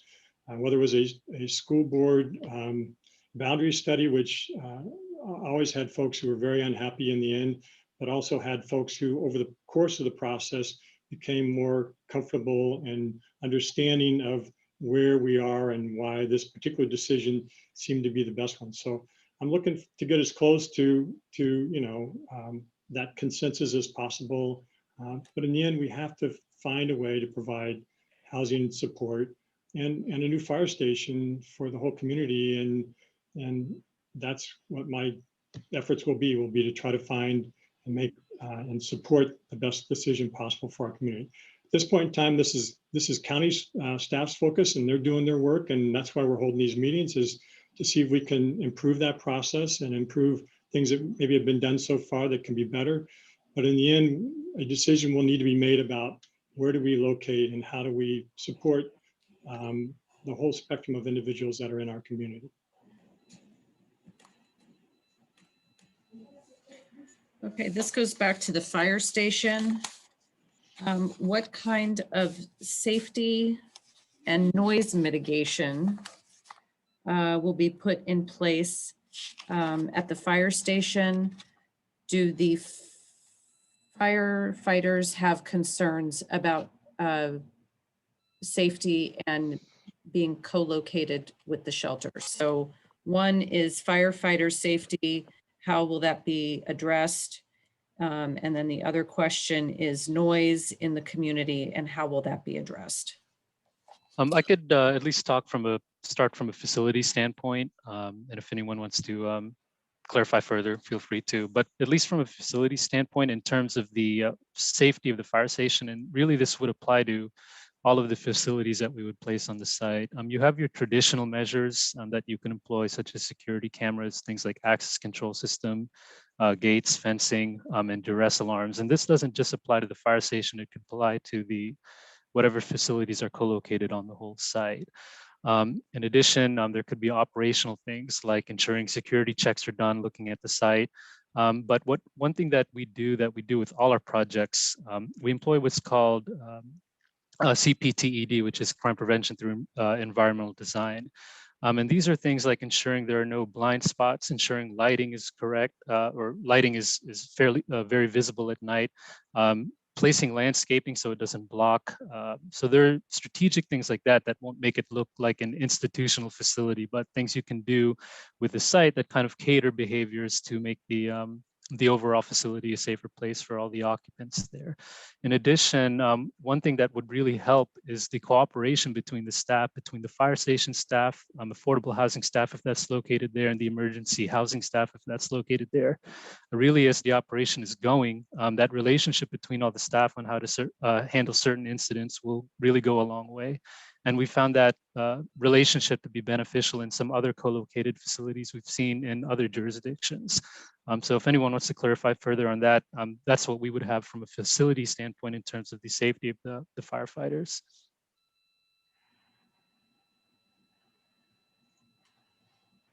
Okay. One of the other questions, this goes back to the comprehensive plan. When will the project be submitted for a comprehensive plan review? Christine, this is Kathy Lewis. I guess that's a question as to, my understanding that was kind of part of these discussions as to whether or not this will be part of what is submitted. Is this going to be the site for a shelter? I think that's where it is. And once it is settled as to what is going to be taking place on that site, I assume that is when a plan amendment will be submitted or will take place. So Christine, let me piggyback on that if I could. So, based on the discussion about the current nursery site and the uses that we're talking about at the site, our understanding in Public Works is that a zoning action would be required. Still some question about, the nature, specifics of that zoning action, but some regulatory process would be required to put the proper zoning in place for this proposed project. So as I said, we're hopeful of being able to begin the design process of selecting and negotiating with a design team for the facility by this fall. And from the point that we start that design process of advertisement, negotiation with our selected partners, architects and engineers, we're probably talking about another 6 months or so to get enough specific information put together on the site. It wouldn't be the final design, but it would put together a lot more specific assessment of the layout of the building on the site and the site aspects that have to comport with all of the county regulations. And so it would be, I would say, based on being able to start design in the fall, it would probably be about a year from now that we'd be in a place to file a rezoning application with the Department of Planning and Development, and then that would queue up another formal public hearing process through the zoning process. Okay, how have modern and improved shelters as the one proposed here been integrated into the surrounding communities? So Tom, if you could take that, please. Sure. Tom Barnett. There's such a wide variety of shelters here in Fairfax County. We have new facilities that are next to $1 million plus single family homes. We have shelters that are just north of the Reston Town Center, next to libraries and rapidly dense, more dense communities. We have some in the Bailey's Crossroads area, near commercial areas, as well as residential areas. We use some apartments that we rent and use for families with children who are experiencing homelessness. They're really in every part of Fairfax County and every sort of use, sort of zoning use that you can imagine, trying to meet the diverse needs of the people that we're serving. So Tom, related to that question, one that we keep getting is what has the impact been to neighborhood property values when a shelter has gone into an area? Sure. Well, here in Fairfax County, there's not evidence in the communities that we're in to show that property values have gone down. Fairfax County obviously has quickly increasing property values, and the research nationally has been mixed depending on the city and the neighborhood. And so it's very difficult to show that it's specifically attributable to a shelter or supportive housing facility.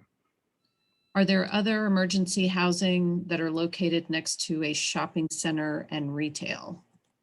Certainly. Well, the Bailey's Shelter and Supportive Housing is at Bailey's Crossroads, and that has commercial at all four corners of those crossroads. Okay, will mixed income housing be rented units or condos? This area is inhabited by single family owners. That's the first question. What is the population of the new homeless shelter and how many beds are being considered? Christine, I'll take the first component of that. Tom Fleetwood again. The housing being contemplated on the site would be rental housing. Tom, do you want to take the second component? Yes, in terms of who is residing there at the shelter, the Kennedy shelter is specifically targeted to households with only adults.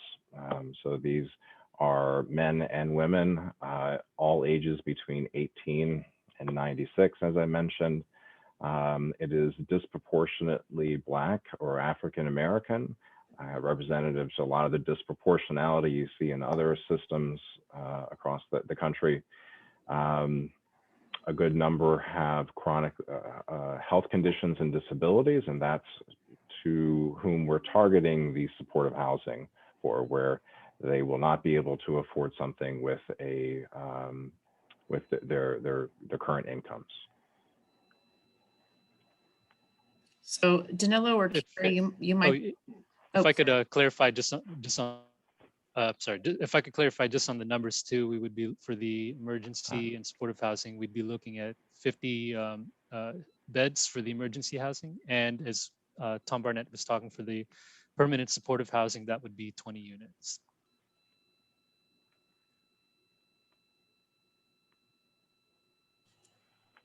Thank you, Danilo.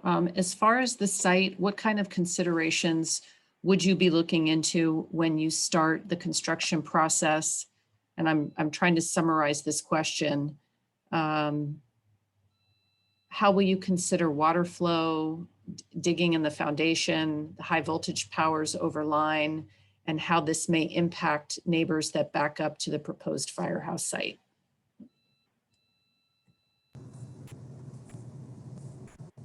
So Christine, I guess the best way, with no design for the project, but the best way I think I can answer that is if we move forward with this project, we'll comply with all county rules, regulations, building codes, safety requirements, noise standards, et cetera. So we will, obviously it'll be a fairly significant construction project, but we certainly do everything we can to minimize the adverse impact of construction on the surrounding neighbors and community, and we would coordinate with them in an effort to do that.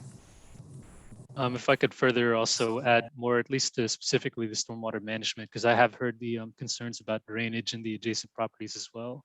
At minimum, we do understand we would be adding an impervious area to the project by developing it.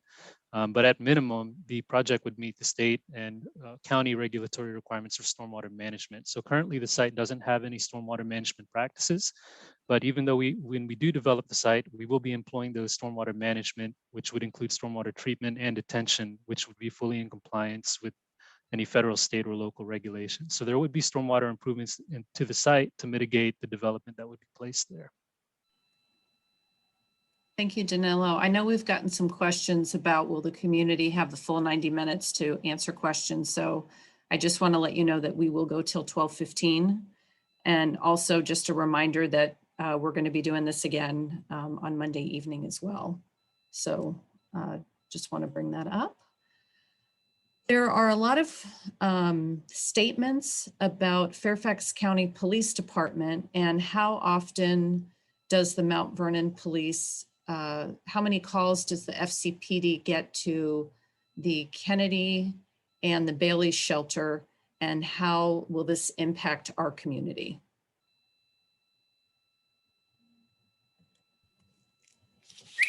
Thank you, Christine. I can answer that with some data. And obviously we do get calls to the Eleanor Kennedy shelter.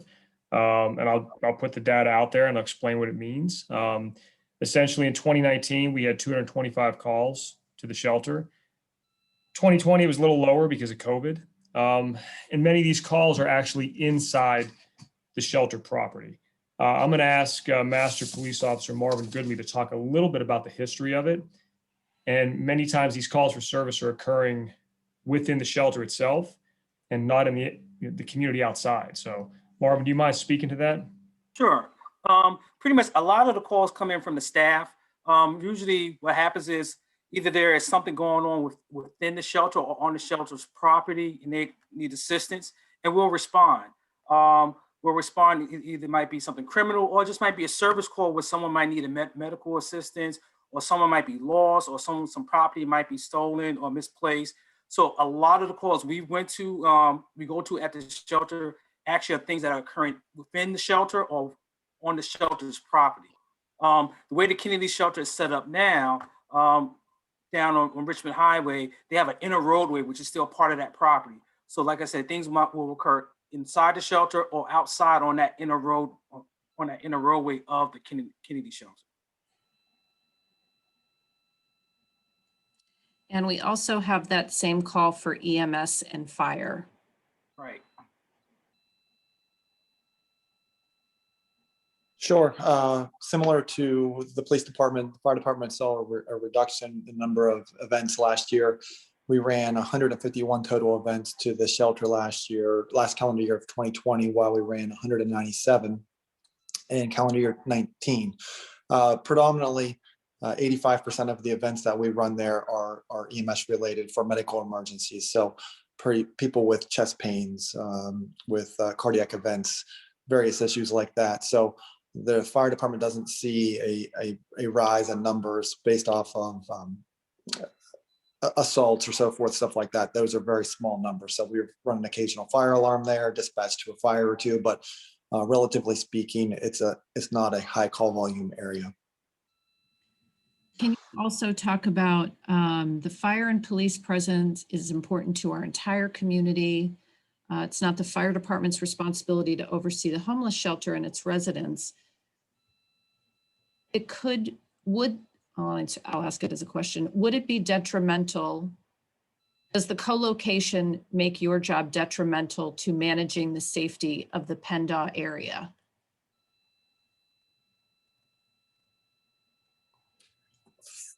From the fire department perspective, no. I mean, typically when we saw the Bailey's Crossroads station had a temporary site that was near a shelter whenever we were building the new Bailey's Crossroads. And of course, we are closer to the location of where the events occur. And so whether there would be more events because the fire station is there and the residents of the shelter might be more inclined to call 911 or not, I can't say. I don't think that would be the case. I don't think that we saw a rise in number of incidents that we had when we had the temporary shelter in the Bailey's area.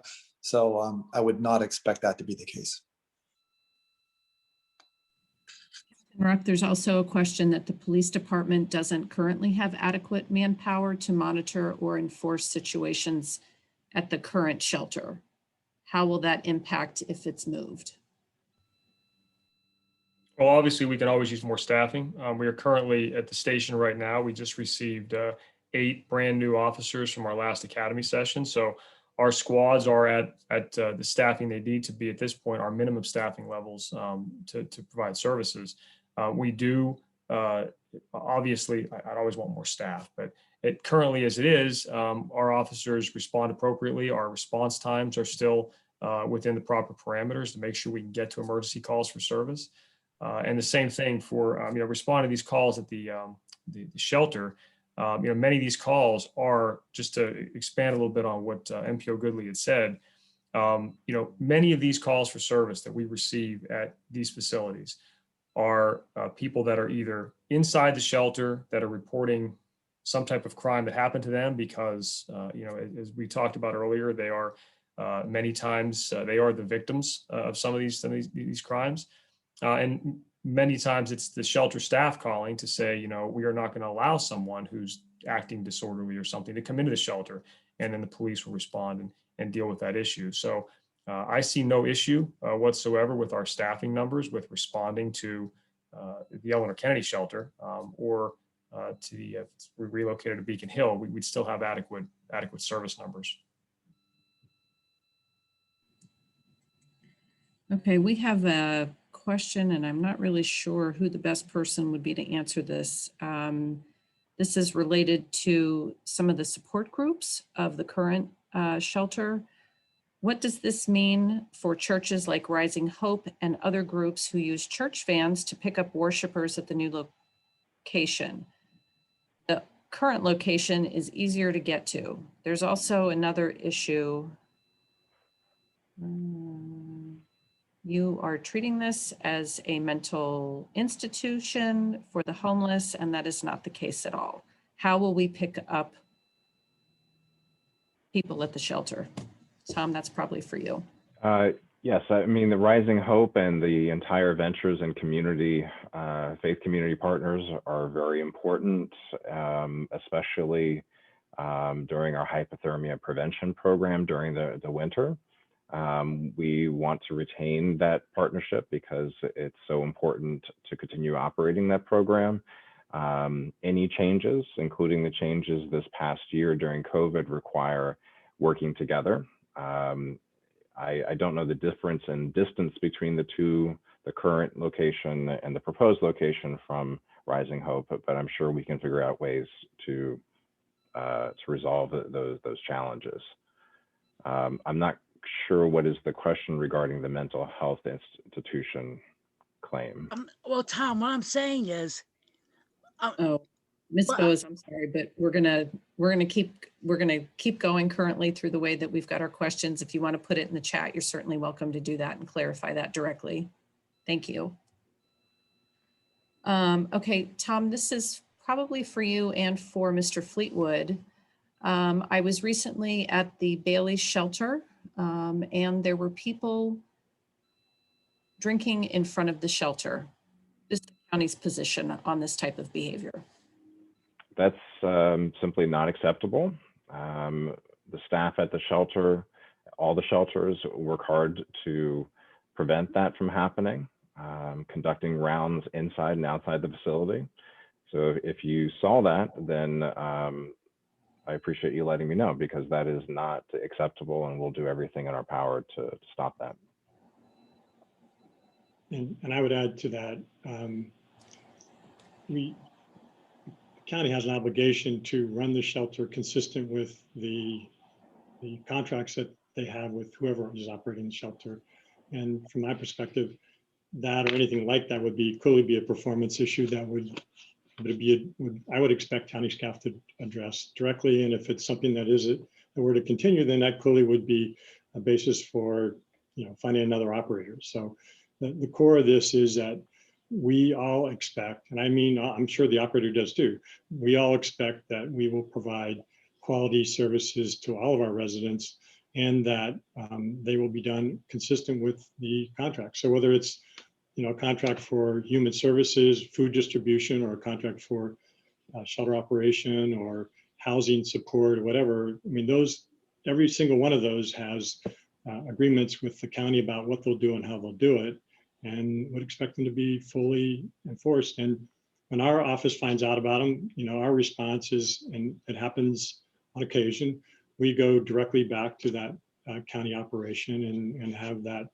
really discussion with them, because we look to our county staff to follow through and manage those. And again, I think they do an excellent job in general, but there's always room for improvement. And I think there's, particularly when you're looking at something as sensitive as a shelter, and it's under a microscope, we know that, and rightly or wrongly, that's it is.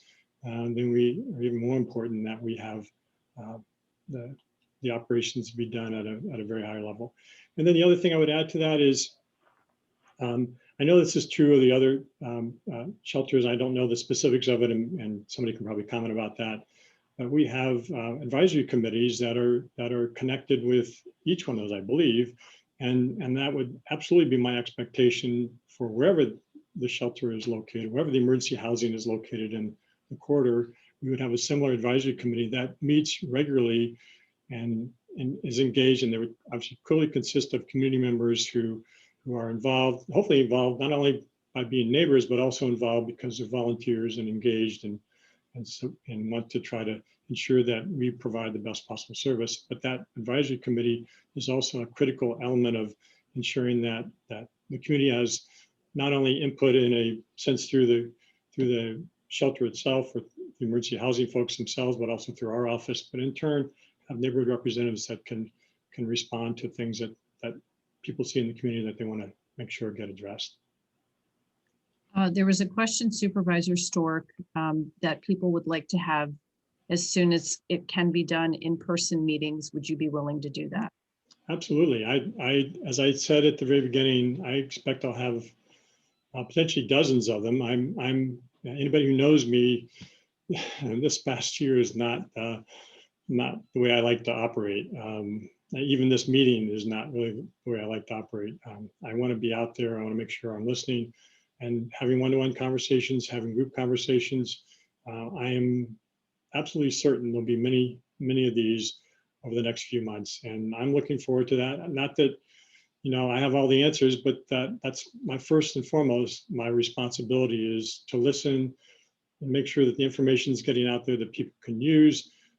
Hopefully have them recognize that we have a situation that we have to do something different. The community shelter is not something we can keep going on, and that particularly in the near term, what other sites have potential to them that the county staff should be looking at. So those are key parts of any conversation I have, as well as the safety and security issues, which I know for most of us, and particularly most of nearby community residents, is probably the most important thing. So I get it, and looking forward to talking with everybody. Tom, is there a statistic of unsheltered individuals in Mount Vernon? How did you come up with the number of beds for the new shelter? I don't have the number of unsheltered folks off the top of my mind right now. But yes, I mean, the shelter beds and more importantly, the supportive housing beds are in response to the need as it's presented. We've actually been able to reduce the number of people experiencing homelessness over the prior 10 years through the county created and board approved strategies to prevent and end homelessness. And we've realized that you can actually increase shelter capacity by more quickly rehousing people rather than creating more shelter beds. And so that has been the strategy that we've been working on successfully for now over 10 years. The important thing is that the shelters obviously are well-designed and welcoming environments so that people will come to. One of the questions that we have that we've gotten a lot of since the beginning of the meeting, can affordable housing for families with children be located on the Hybla Valley site if there is a shelter housing sex offenders? I thought and understood that the two could not be co-located. I'd have to refer back to the Virginia State Police website, which we've linked in the FAQs for the project. There are specific types of facilities that sex offenders have to maintain a distance from. I believe those are primarily schools and daycares and things of that sort, not specifically any residential setting. If you look at the Virginia Sex Offender Registry map, they are located throughout the entire community.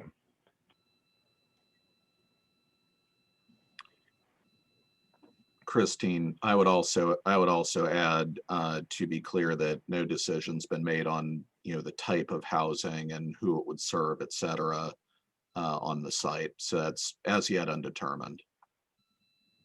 Okay, thank you. Captain Ruck, when we call the non-emergency number, we are told that police officers are not allowed to remove folks from what is known as camping grounds. Is there anything else that we can do? When you call a non-emergency line, I mean, getting a police officer, the Department of Public Safety Communications, that's a completely separate entity from us. And if you call and request us to come out or at least give you a phone call, we'll do that. That's part of our process. The officer can call you and then address what the issue is over the phone. Or if you tell us there's people that are setting up what we commonly refer to as homeless camps in certain areas, I referred to that earlier in the meeting. If it is on VDOT property, if it's on private property, we will have to work through the process to get that person to leave. I can tell you that just based on all the reforms and everything we're going through as an agency, from de-escalation and making sure we are not escalating situations with people that may be suffering through mental health issues or substance abuse issues, we're going to do everything we can to try to get those folks to leave that location voluntarily or get help that they need through county services. If they can't do that, then we have dealt with a situation at Richmond Highway and Mount Vernon Highway with Supervisor Stork's office to have a gentleman arrested twice for coming back to the same location and being removed after VDOT showed up and said, we want this person removed. There's a lot of legalities when it comes to that, but the police department will respond. So if you call the Department of Public Safety Communication non-emergency line and you ask for a police officer or ask to speak to a police officer, it's our policy that an officer will speak to you or they respond to your location to talk with you. That's what we do. We're not going to refuse service. And I've worked up there as the commander, as liaison commander, and we routinely get questions. Are we sending an officer for this? And yeah, we're sending an officer. If they're requesting it. At a minimum, you'll get a phone call back to discuss the issue. But I can tell you that the way we do business now, especially with folks that we know are suffering through, whether it be mental health crisis or substance abuse or just chronic homelessness, we will work through the Office to Prevent and End Homelessness to try to get that person services before we show up and effect criminal arrest on that person for trespass. And that's our posture. And again, that's just part of the reforms and part of what's been really mandated by us, by the state, by the county, and the vision that we're to provide those services first and not make homelessness a criminal act, essentially. So you will get service. There's no doubt about that. And why you were told that, I don't know. So, but please, if you call and request to speak to an officer or talk with an officer, they will come out and speak with you or call you. Captain, if I can, I'd like to elaborate just a little bit. Like Captain Ruck said, you'll get service. What that looks like, sometimes people will get the service, but they don't get what they expect. So someone will call us and say, hey, there's a homeless camp on this open set of land here. We want the police to come out. So what we'll do is we will respond and find out, one, is it actually there? Then two, who does the property belong to? So if the property belongs to VDOT, like the captain said, we'll reach out to VDOT, work something out with them, work out something with the Department of Homeless. But let's say it's private property. So the property belongs to some corporation somewhere that just haven't built on the land yet. So now we have to reach out to that company, let them know that, hey, you have someone camping out on your property. What do you want to do? Because it is their property. They might say, hey, we're okay with it. We're not doing anything with it for who knows XYZ years. We're good with it. That has happened. But then they might say, hey, we didn't know about that. What do we need to do? Well, you need to bring someone down here from your company or representative, tell that person they're trespassing, they're not allowed to be here. Then you need to post a sign, no trespassing. That process right there can take weeks. So then when someone who's called us and said this has happened, now they look back like, oh, it's still, that person's still there. Nothing's going on. Well, they don't see anything going on, but stuff is going on. We just can't just show up and grab people and toss them off the property. There's a process. Sometimes that process takes a little bit longer than what people would like. Okay. Thank you, Marvin. Question for the Toms. If it will be a number of years before a shelter would be built, what will happen to the residents at the current shelter between now and then? If conditions are so bad, surely they need to be placed elsewhere sooner than 4 years. So we will continue to do what we've been doing, is making the best of the situation that we have. During the COVID pandemic, we have actually used hotels to expand shelter capacity, reduce any sort of crowding in our shelters to promote social distancing. And so that has been successful. The average stay at the shelter is about 2 months. So fortunately, most people do not need to stay there long before they are rehoused. And Christine, I would add that the existing hotels are really proximate to this same area. So these are individuals who've been housed along the Richmond Highway corridor in the same proximate area over the past 9 months, year, Tom. I'm not sure the exact timing, but I just for an awareness level, I just want people to understand that we've had significant amount of homeless sheltering, if you will, in our community over the past 9 months to a year. Very, very nearby these existing facilities that we've been talking about. I would also add that many houses of worship, churches, mosques, synagogues host hypothermia shelters across the county every single winter. So they will have 20, 30, or 40 or more people staying at their house of worship for, in some cases, a week or 2 weeks at a time.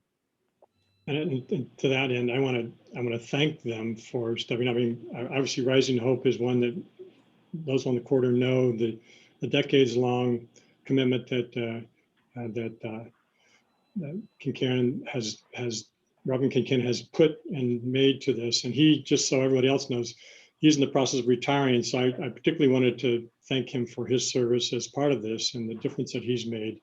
But there's the Methodist Church and really many other churches and Baptist churches, et cetera, that have supported, some of them in this general area, some of them are further down the highway corridor. But again, from essentially November through March, Tom, that's been a common excite, if you will, is that folks have been able to, and is their criteria basically the same as that of the Kennedy shelter, or is there some difference in that?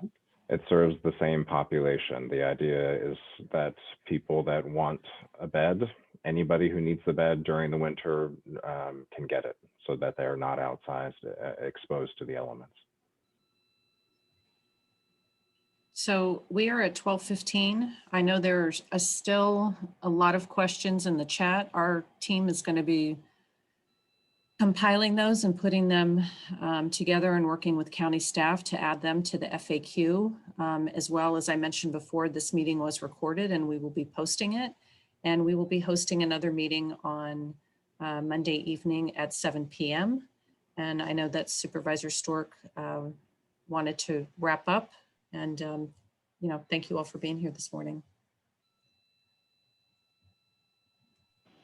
Well, first I want to thank Christine Moran for doing really a fantastic job of kind of guiding the meeting and responding to questions. And I'm sure she's probably worn out because it's a lot of different things you have to keep in front of you as you're trying to read and understand what people are asking, and then in turn find the appropriate person to respond. And for those of you who may or may not know, she's also been leading the team. I asked her to lead the team for the advisory committee and has been working on this issue for, well, we've all been working on this issue for years, but she's specifically worked on the advisory committee as the lead for me over the last 9 months. So again, very thankful for all of her efforts in this. Couple points that I just want to make to remind folks. First and foremost, we've got a significant amount of change that we're talking about here. I understand that, and that's typically hard, number one, but it's even harder when you're concerned or upset and believe that these changes are not in keeping with what you think should be done or what you believe is appropriate for your community or even for a neighborhood for your use and access down the street. And as I said at the beginning, and I'll keep repeating that, is that I'm absolutely listening.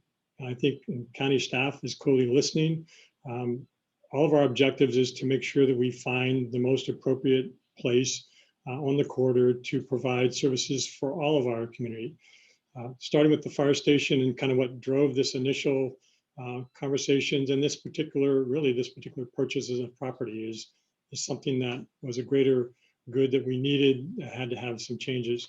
And looking at a property that was bigger than we wanted, if you will, for a fire station, then looking at other options, and those are the other ones that we're talking about now. So those are all key parts of that. So there's time, we're listening, we need you all to help us. If there's a site that we've overlooked or something else that we've missed, we really do want your questions, and we will do our best to answer them and to provide you with the rationale, or at least the basis for why something was done or not done. We hope that from this meeting, you understand the project better. You understand the scope of it. Number one, it's big, but you also understand the amount of time it takes to do these things. And that we are working together to try to get this done expeditiously, but also to make sure that we provide plenty of opportunity for community engagement. So we have clearly several more months to do that, and we'll come to a conclusion, a decision, and we'll need to move something forward because we can't afford to continue the situation at the Kennedy shelter. We have to have a change. We have to have emergency housing and supportive housing that truly represents the 21st century of housing and support to members of our community. I'm committed to that, but I'm also committed to making sure that we hear and try to find the best possible way to do that. So look forward to at least seeing or hearing from some of you on Monday night. And regardless, send us your questions and we'll give you answers, and we'll do our best to respond, and look forward to meeting with many of you in the community over the next several months as well. So thank you, and you all have a great afternoon, and we'll be back here on Monday evening. So again, thank you.